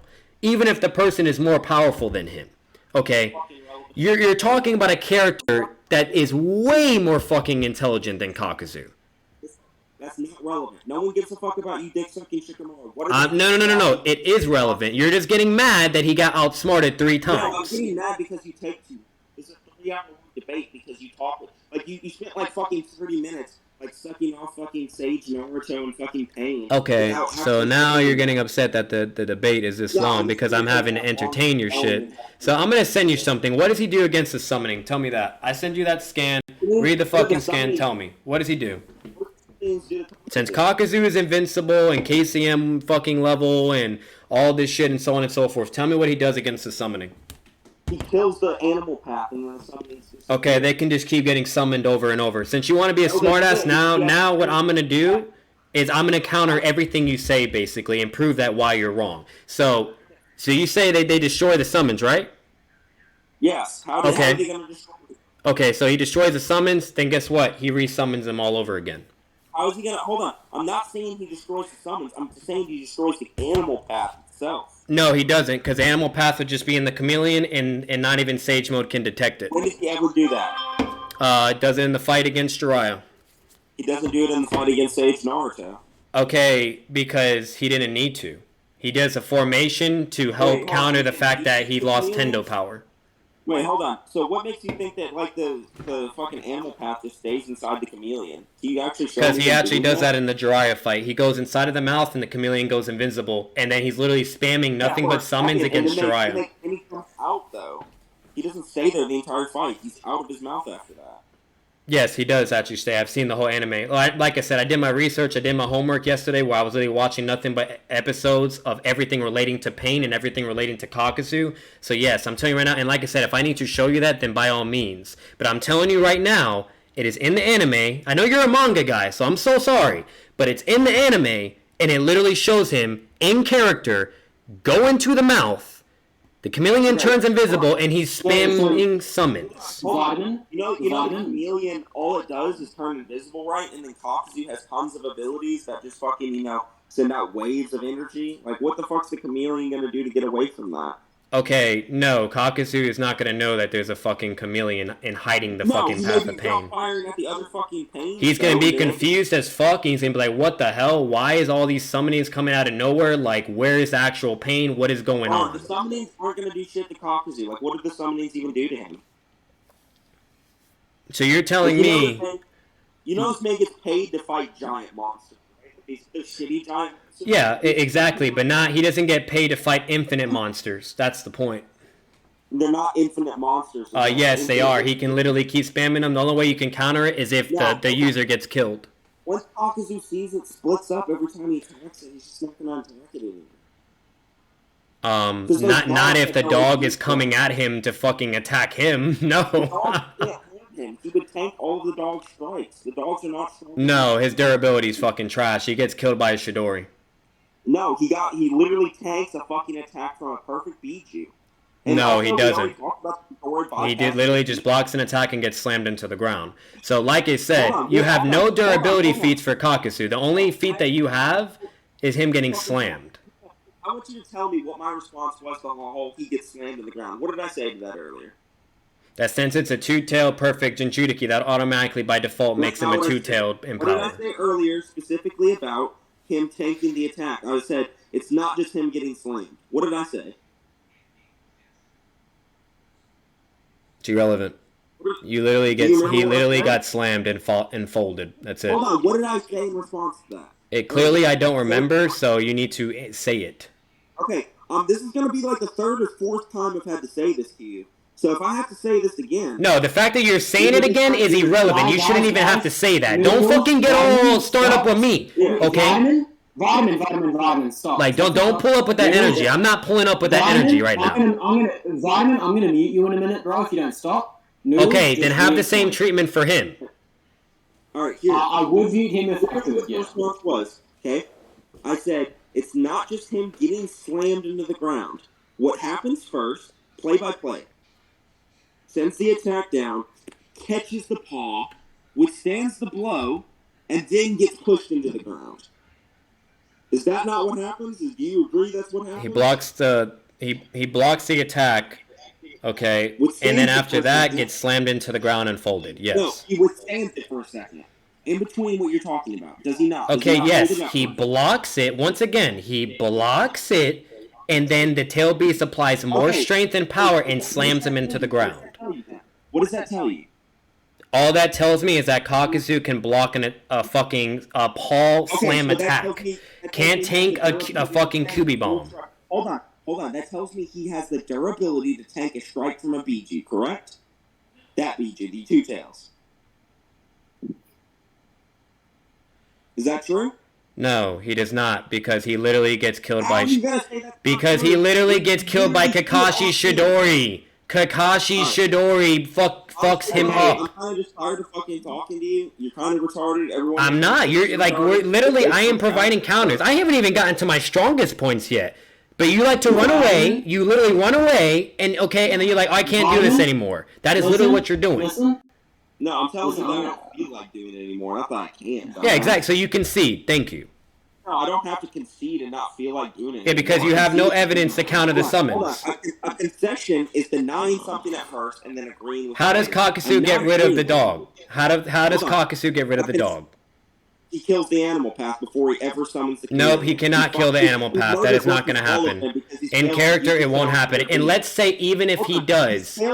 He speed blitzes and murders all of the paths that playing before a single... Okay, yeah, he did that during the Kakashi fight. He did that during the Shikamaru. He did that during fucking every other fight he participated, right? Even though a fucking monk whooped his ass. But sure, he speed blitz. He has KCM level speed. Yes. Speed blitz him because he speed blitzed Kakashi. Okay. So he speed blitzed Kakashi, okay? Yes. So therefore, he could speed blitz any other character in the show. Sure. So he speed blitzes Madara too. Sure.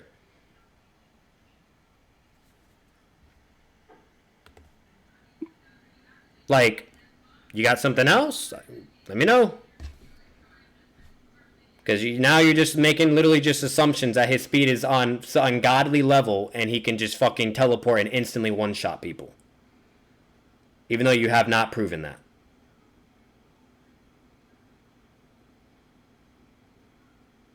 Hello? Did you run away? That's it?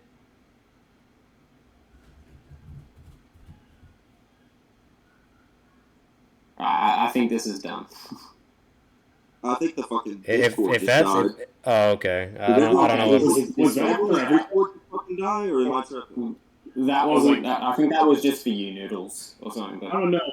Discord died for me too, so I'm gonna be honest with know you. that's My bar went from green to red. So yeah, I don't know what the fuck that was. All right, Noodles, are you continuing or what? What was the last thing you said?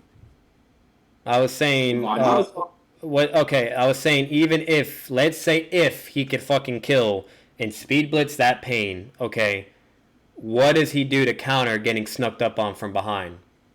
Why would he get snuck up on? Because Pain does that with Sage Mode Jiraiya. When?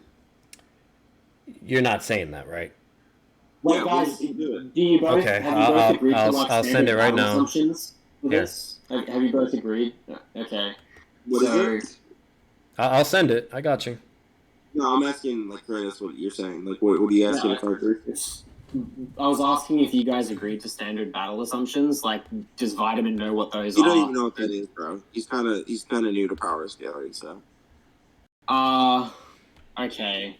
Because I was just gonna say if you guys had agreed to that, then the whole snuck up thing doesn't really make much sense. But if he doesn't know what that is, then Well, the only reason why I'm saying the whole sneak up thing kind of makes sense is because like, fucking Pain does it in character. Like when he knows a character's strengths or so on and so forth, or has like any type of intel, he utilizes his passive Pain to form a strategy to make sure he has to win. And then not only that, Kakuzu has no knowledge of Pain's abilities or anything that, or even the paths. He only knows about the leader, which is the Tendo Yeah, Pain. but Pain doesn't have any knowledge of his abilities either. Yes, he does. He's the one that literally looked for Hidon and Kakuzu and is very well aware of their abilities and that he's immortal. And how do you know he knows their powers?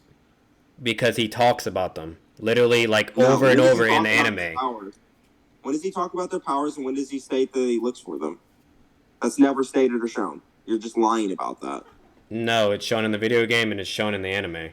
No, the video game is not what we're talking about. Yeah, no, I know. The video game is not what you're talking about because it's not canon. Okay, anime is not canon, video game's not canon, I know. Kishimoto can spell it out for you and it's not canon, I know. So once again, it happens in the anime, yes. Where they talk about Hidon or Kakuzu, the immortal ninja. So yes, he is aware. Actual abilities, like all of in the Rinnegan, not only that, there's a statement that the Rinnegan is the founder of all ninjutsu and abilities. No, that's not what it says. It says the Sage of Six Paths is the founder of all ninjutsu and abilities. Okay, exactly. And guess what? He has the Rinnegan, and Obito relays all the information. Yeah, he doesn't. He's not the Sage of Six Paths, though, dumbass. Okay, but he has all that knowledge and knows all about that, and that's why Yes, he does. That is literally why he says he is a god. He's always saying, "I'm a god." Okay. That's not why. Where is that ever stated? Okay, I'll give you that too. Sure. Yeah, just post the statement in Scandom stuff. He just basically told me he doesn't know where that's stated because it doesn't fucking exist. He's just lying again. That's never stated, bro.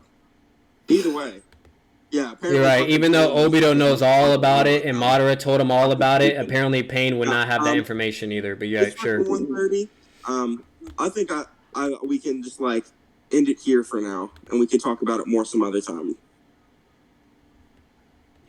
I'll send more, by the way. And that's fine. What's it called? I'm definitely down for part 2, because like I said, I haven't even brought up the main points. Okay. So right now, we basically only agreed that Kakuzu can damage Pain if he hits, and I think that's all we agreed on. Not Tendo Pain, absolutely not, and not the robot Pain. I mean, we already agreed that the robot Pain died to Chidori, so... You guys also agreed at the very he did beginning not die, by the way. only reason... He was still alive the whole time. Bro, I'm telling you. I'm just saying that for next time. That way that we don't have to argue about Kakuzu's attacks would all be irrelevant because they could either be absorbed or neglected by Shinra Tensei. Shibaku Tensei is a one-shot ability if it's used, and his Shinra Tensei allows Kakuzu to not even be near him and to damage him as well. No, it would damage him, and none of those abilities are going to be fast enough to stop Kakuzu and his hearts. So then why did... so if Chidori can pierce Kakuzu, then why didn't Chidori pierce Shinra Tensei? Vitamin, it's ending right now, okay? Don't okay, that's fine, that's fine. Yeah. I can't answer that, but we can go over it another time. I was going to just say, like, it's been almost 3 hours, and then Vitamin just starts bringing up all these other abilities that we haven't even gotten into yet. I'm just like, God damn it! Like, Just It's been 3 hours and we haven't even talked about those things yet. Like, I apologize. Like we haven't even talked about Soul Steel. It's just been a whole bunch of back and forth with like all these other topics before, so that's why, you know. I know. I'm just Because saying. it's because you like to talk and rant for some reason. I don't know why you do that. Oh my You god. go on fucking storytelling freeze where you like talk for 30 minutes about something that's not even relevant. Like why were you even talking about fucking how strong the Ross and Shuriken was and stuff? Like, why were you even like discussing that? Because if all that can literally one shot and Pain can easily make that shit disappear like it's nothing, you really think Kakuzu is tanking a Shinra Tensei? The issue is we already talked about that, but like the AP durability like interaction. AP is absolutely insane with the Ryzen Shuriken. And yet Shinra Tensei cancels that shit like it's nothing. It would one shot both of them. It's not like they either scale to it, so there was no point in like going over it. No, there is. Vitamin Man. Can I show you a scan real quick? Yeah. Alright, look in main chat. Get ratio dumbass. No. Nate, please. Stop, bro. No. Nothing go up, man. By the way, Noodles. I don't even see it. Where is it at? Oh, it's in the main chat. Okay. You don't need to look. It's not important. But Noodles, I gotta show you this statement that I found in the midst of this debate that I showed Nate, and it might be crazy. We might have to get the raw for it, honestly. By the way, We definitely might need to get the raw for it to actually see what it says, but it could help this. Yeah, it could help a bit. Maybe we should chat about it in main chat, away from the masses. Hey, but Noodles, are you still there? Yeah. Okay, I know it's done, but just give me a very short answer. If that Pain is able to sneak up on a Sage Mode Jiraiya with Ma and Pa on his shoulders, rip his arm off, and slam him through a wall, okay. Hold on, Vitamin Man. I just looked at the scan. He literally announced his presence to Jiraiya. So, like, Okay, he but didn't sneak up on him. No, he literally snuck said up hello on to him, Jiraiya. and he literally says, "I thought you told me to never turn your back on the enemy, Jiraiya Sensei, or whatever." And Jiraiya's like, "What the fuck? Like, how is he?" And then, bam, gets his arm ripped off and slammed through a wall. And that's Pain in character would literally taunt Kakuzu and then fucks him up. I can give you an answer to this. Have you ever seen the scene with the Crow and Ino when they're like spying on Kakuzu and Hedon? Okay, that's an animal. And that's just his analysis ability. That's separate from element of surprise. Like, You remember that scene is all I'm asking. yeah, no, I do. I watched the whole fight yesterday. Remember Kakuzu turning around like fucking 100 meters away and fucking grabbing that crow and murdering it despite it just being a normal crow? Yeah, because he was like, wait a minute, like, that's not a normal behavior of what a bird would normally do with his intelligence and analyzing it. Like, fenced it behind him, turned around and destroyed it. Like, yeah, the bird was making noises and shit. no, it was just a crow staring at them. I saw the fight. Are you telling me crows don't fucking stare at you? You didn't see that point. Like, that point was literally talking. Like, he even looks at the bird. Like, they stop, and Hidon's like, what's up with that bird? You know, whatever. And Kakuzu looks at it, and he's like, And then, yeah, takes care of it, and then that's it. And then Ino's like, fuck, he killed the bird. Like, someone's got it. but once again, he has contact with that, you know, and... Hold on, I'll just show you the scene. Like I said, Kishimoto heavily emphasizes, like, even with Kakuzu, like, when Kakashi thought he was dead, gets kicked in the fucking chest flying, you know? Same thing with Pain. Thought he was dead, gets his arm ripped off and slammed through a wall, and now he's fucking crippled in Sage Mode. You know, like, element of surprise is a big fucking deal in Naruto. And if he could sneak up on Sage Mode... How is Kakuzu gonna know he's behind him? Kakuzu has good sense. He can sense things that are behind him. Sage Mode, his sensory and precognition abilities are way more better than Kakuzu. Listen, way more. There's plenty of statements supporting it, and Kakuzu never. We'll talk about it. We'll talk about it later. Okay. I'm done. All right. I'm done. Every time we're done, and then it just gets back into. I know. I'm done. I was just really curious on that. I was really curious because I don't know, bro. Like I think people lowball that fucking feat Pain did, in my opinion. No, it's not even impressive. It's ass. It's really not. It's Sage mode, but okay. Yeah, it can be Sage mode, bro. But guess what, bro? That feed is not good because Sage mode might be stronger than the Chewbacca Tensei, but Yeah, we'll get into that later. Yeah. Let's All right. We're done. Yeah. All right. Chill vibes. We're done. I'm bad. I can say you did better than last time. Thank you. I'm new to this shit. Hey, Vitamin Man. What? If you can, try to get a part 3. No, absolutely. Because I had a couple, I had a couple more points to where, like, those are gonna basically be my main hitters, and but like I say, we were talking for like 3 fucking hours on a whole bunch of shit. Like, I'm not saying all of it was irrelevant. Absolutely not. It was just a lot of back and forth and this and that, and me explaining, and then him saying things, whatever, and it was long as shit. Yeah, don't worry, bro. You'll get better at it. The more power scaling you do.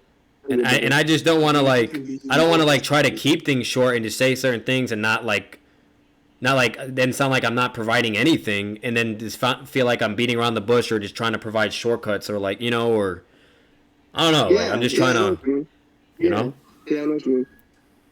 Also, don't bring up video games for feeds. It's kind of like easy to debunk for noodles.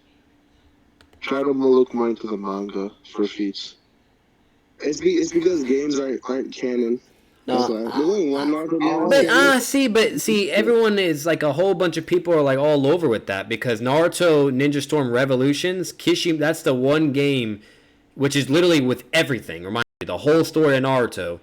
Literally, he is heavily like in that game, like working on even character designs. Also makes a brand new character called Naruto Mech and all this other shit, so on and so forth. Even creates newer Akatsuki outfits. Like, he's mainly like way more in the game. And then literally, there's even like a business statement where like the person that, like, the people that made that game, they said the only way we were able to publish or do anything with this game was if Kishimoto gave the thumbs up and approved it.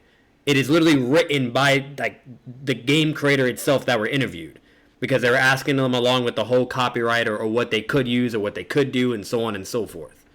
So it's like, it's fascinating that people will say it's not canon or it's irrelevant completely, yet if the fucking creator of Naruto was heavily like in the game, he wasn't in the other ones, but he was in that one, which is basically a summary of all the games. Okay, like, yeah, I know what you're talking about. There was one that was considered canon. I know what you're talking about. There was one game that was considered canon, but typically in the debating scene, you won't see Naruto scalers use it, because there is a lot of like flex. How do I say? There's a lot of stretch on it. And you'll see throughout the more you learn. Yeah, like you could say like a lot of inconsistencies or so on and so forth, whatever. Absolutely. What's it called? I won't disagree with that, but like for instance, like I don't remember exactly. I don't think so, but I don't think it happens in the anime, or maybe I don't know, but I don't think it does. But in the game, in the Revolution, literally the first chapter that you play, it's called the creation of the Akatsuki, and whether or not it happened in the manga or the anime or whatever, the fact that it even was shown, and it's showing how the Akatsuki was even formed and made, and then with Pain and everything what he's doing, like literally the first episode is with Pain with Zetsu looking for Kakuzu, and to get him to join the Akatsuki, and then their whole talk, then their whole battle, whatever, Pain wins, and then they go on to find more people. And Kakuzu's like, alright, I'm definitely down, because it sounds like I smell a lot of money, And he joins, and then it goes on from there, and then more and more and more and more. It was a pretty badass fucking, book and chapter, and story. It's how the Akatsuki was formed and made and everything. Like, I get it's a video game, but then once again, it's like, the creator of Naruto was in it, So it's like, like, I don't know, it has to have some fucking relevance, or it's like, why would the creator of Naruto even do any of that if he didn't agree with any of it? You know what I mean? Like, that has to mean something. Inconsistencies, that's why. It's like, it's too inconsistent with the main storyline. That's why. Because, like, what wasn't is inconsistent? What happened? What part is inconsistent in the Akatsuki thing? No, he was talking about what game was it? Revolution? Yeah, Naruto Ninja Storm Revolution. It's basically all of them combined as one. If you did 1, 2, 3, and then all the way to 4, but instead of playing those games separately, They just put it all into that game, but they did additional like story elements to it. Is it the one where they show creation of the Akatsuki? That's canon. Yeah, the creation of Akatsuki. Yes, that's where Pain is fighting Kakuzu. That's the first like thing you do in the game. Like, I even watched it and everything. I looked all it up. I looked at multiple websites. And Pain no dips him. Well, apparently it's not relevant, and it's not canon. You know, so but like I said, I'm not saying it's absolute. I'm just saying, like, it's kind of hard to say it's not when, you know, I got all this, you know, and it was canon though. It's fine. It's just you like typically. Mona, why do you say it's canon? Wait, what? Isn't it stated to be? I think there was one. There was one Naruto video game that was canon. There are two of them. So there's. I even have the two websites that provides all of it. Whatever game Minato's backstory is expanded on, and Revolution, the creation of the. Oh, then yeah. If Minato's backstory is in the same game as creation of the Akatsuki, that is definitely one of the canon additions. Noodles don't agree with that though. It's probably because it's probably because there's like some stretch to it. What's the game? I think it was Revolutions, right? It was the one where Madara had this like superpower where he could literally what was it? Actually, no. I think that's Naruto Ninja Storm 4. I don't think that's Revolution. Oh, okay. Yeah, Revolution is focused mainly on the formation. Yeah, it's mainly focused on the formation of the Akatsuki, then the whole Minato thing, all that. Then it starts it from like Naruto during the fight with like Tsunade, Kabuto, and Orochimaru, and it goes from there all the way to like the war arc, and stuff like that. And then basically it ends around like in the middle-ish of the war arc. Alright, makes sense. Like, it's just all the way to that point. It's a long-ass fucking game. And they also implemented a new fighting system in it, too, that a lot of people weren't really a fan of. I never really... I played the game for the story. I didn't, play it for the multiplayer. It definitely sounds fascinating. You're most likely going to do a lot more research for part 2. So, good luck with that. And, I think this is my go-to. I need a nap. Alright, Sam, I'm out of here. Good luck. Let me get out. You guys have a good one. Have a good night, everyone. All right.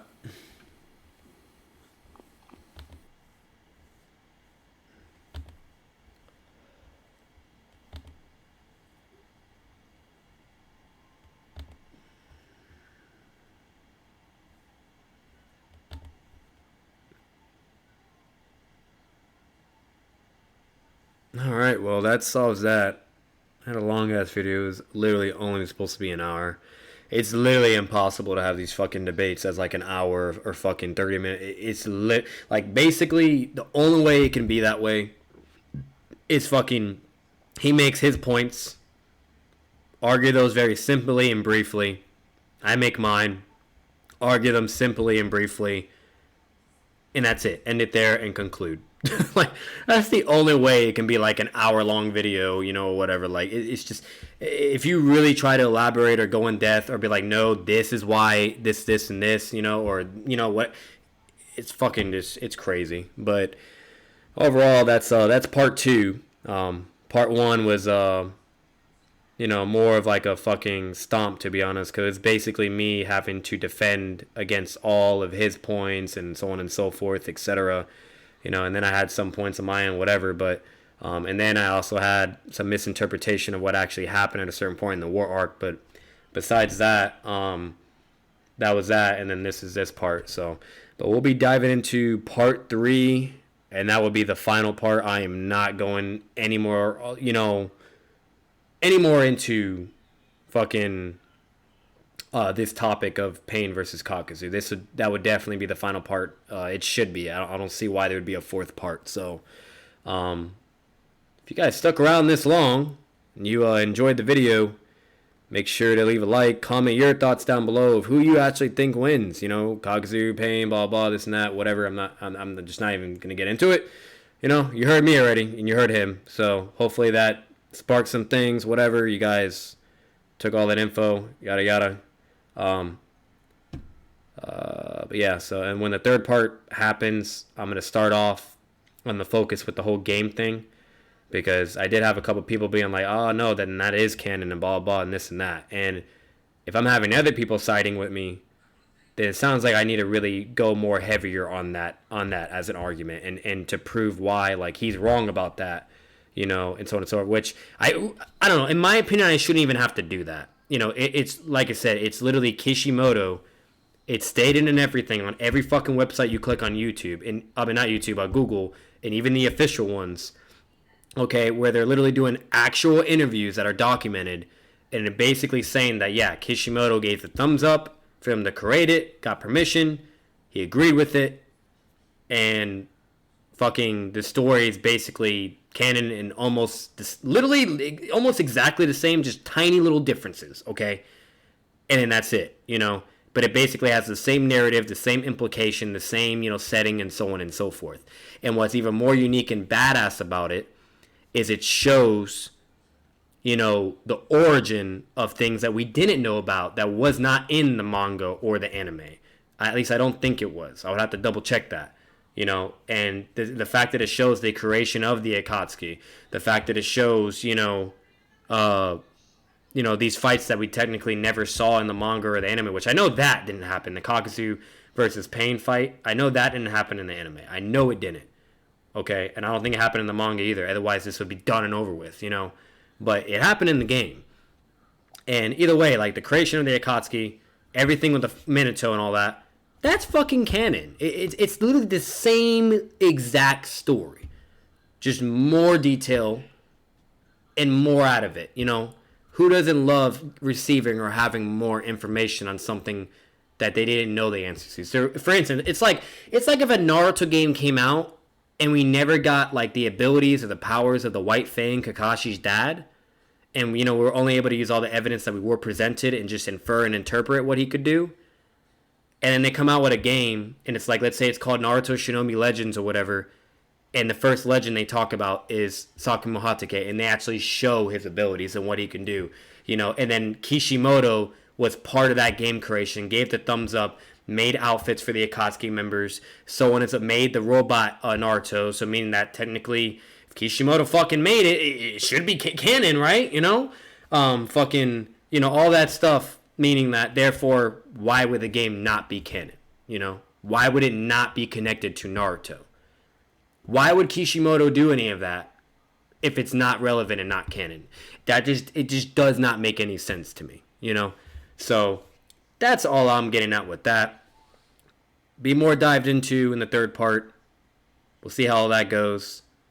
But other than that, I do have some more panels that I have on my end, and I'll be presenting basically my strongest arguments in the next part. So that'll be fun and so on and so forth. And then at the end of it, I'm basically going to be an ass, and I'm just going to just say it, repeat myself for the last time of why every fucking reason, narratively, more intelligent, more powerful, more hack abilities, the leader of Akatsuki, heavily, like all this shit, of why he just wins. And that's it. It's simple, And if you don't like to hear that, you can kiss my fucking ass and the debate's done and it would be concluded and that would be it.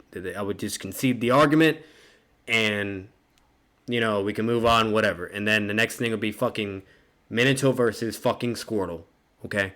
Because he also thinks Minato loses to the second Hokage, even though the second Hokage lost to Kinkaku and Ginkaku into 12 fucking joining ninja. So we have no idea what their powers were or what they did, but we just know they were joining elite ninja, okay? And the second Kage says, "Hey guys, run away! You are now the third Hokage. Figure it out, and I'm gonna die fighting Jonings and Kinkaku and Ginkaku. Bye guys." And then Darui in the War Arc beats Kinkaku and Ginkaku. So what? Darui is stronger than the second Hokage? No, obviously we know that's not the case. But then again, second Hokage fucking died, while Minato won an entire war by himself. He killed 1,000 fucking ninja all at once. And the Hokage of that village was afraid to fight him. And literally the Yellow Flash won that fucking war. And due to Obito's sacrifice, that was also a big effect as well, and he was also the hero of that. 2 heroes. Okay. So it's like, there's just so much, so much implications of why second Hokage doesn't even just compare to fucking Minato. Like, Kishimoto's narrative of Minato, run on sight. Run away. It's literally stated, run away. If you see that fucking guy, run. You will die. Run. The second Hokage, run, guys. I'll fight them, but I'm gonna die. You're the third Hokage now. Like, you can see what I'm, like... So, I don't know, bro. It's just always fascinating and baffling how people really think, certain characters could just scale to these just unimaginable levels of speed and power, even though it's never fucking shown in Naruto. Like, literally deliberately shown that, yes, this is what he could do, Okay, when with Pain, they deliberately, not with just statements, but show what he can do. We have it. It's all there. All because fucking Kakuzu blocks. Or, I wouldn't say block. Okay, catches the fucking paw, okay, with his 2 hands, and then just gets slammed into the ground, and just that's it. And the Hiden's like, fuck, hiding behind the wall, like, thinking what to do, okay? Whip-de-doo, How does that automatically, by default, scale him to fucking... perfect fucking tail Jinjutsu? It doesn't. It doesn't make any sense.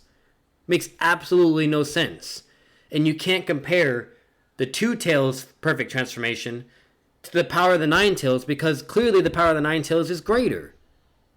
And if the perfect tail beast is shown to just fucking slam Kakuzu just with her paw, imagine a tail beast bomb. He's dead. And then you got the 4th fucking tail Naruto. We've seen everything we can do. Kakuzu's not beating that. 6th tail Naruto, Tendo Pain was powerful enough to fight back with him and be, like, relevant, and then be fast enough to run away from a bloodthirsted fucking 6 tails, And then do Chibaku Tensei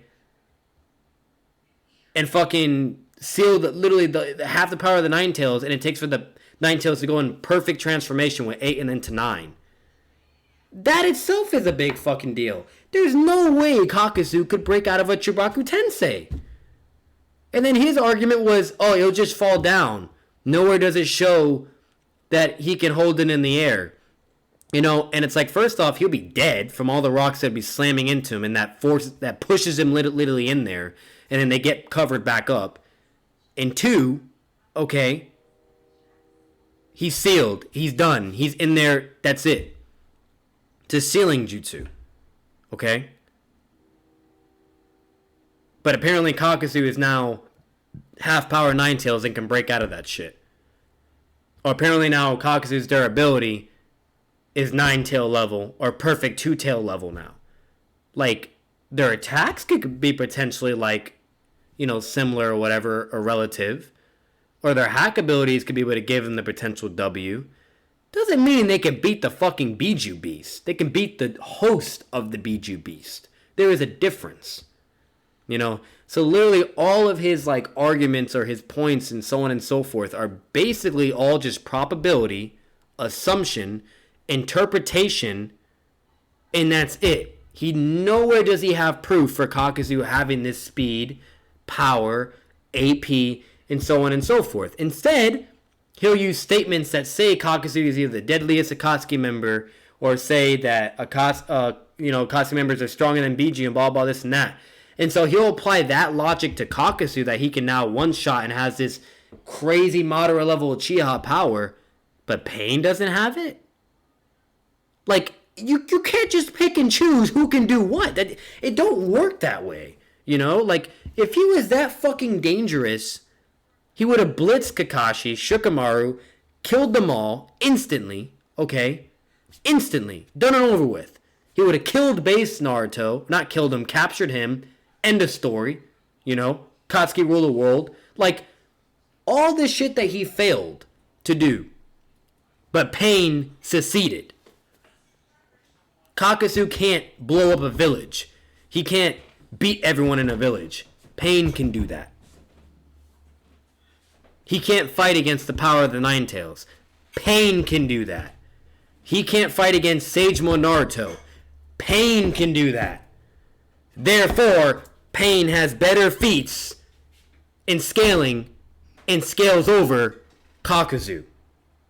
Very fucking simple. And the fact that I even have to provide evidence, panels, so on and so forth, you name it. Or even provide multiple sources. Now we have to get the video games involved. Like, it's crazy to me.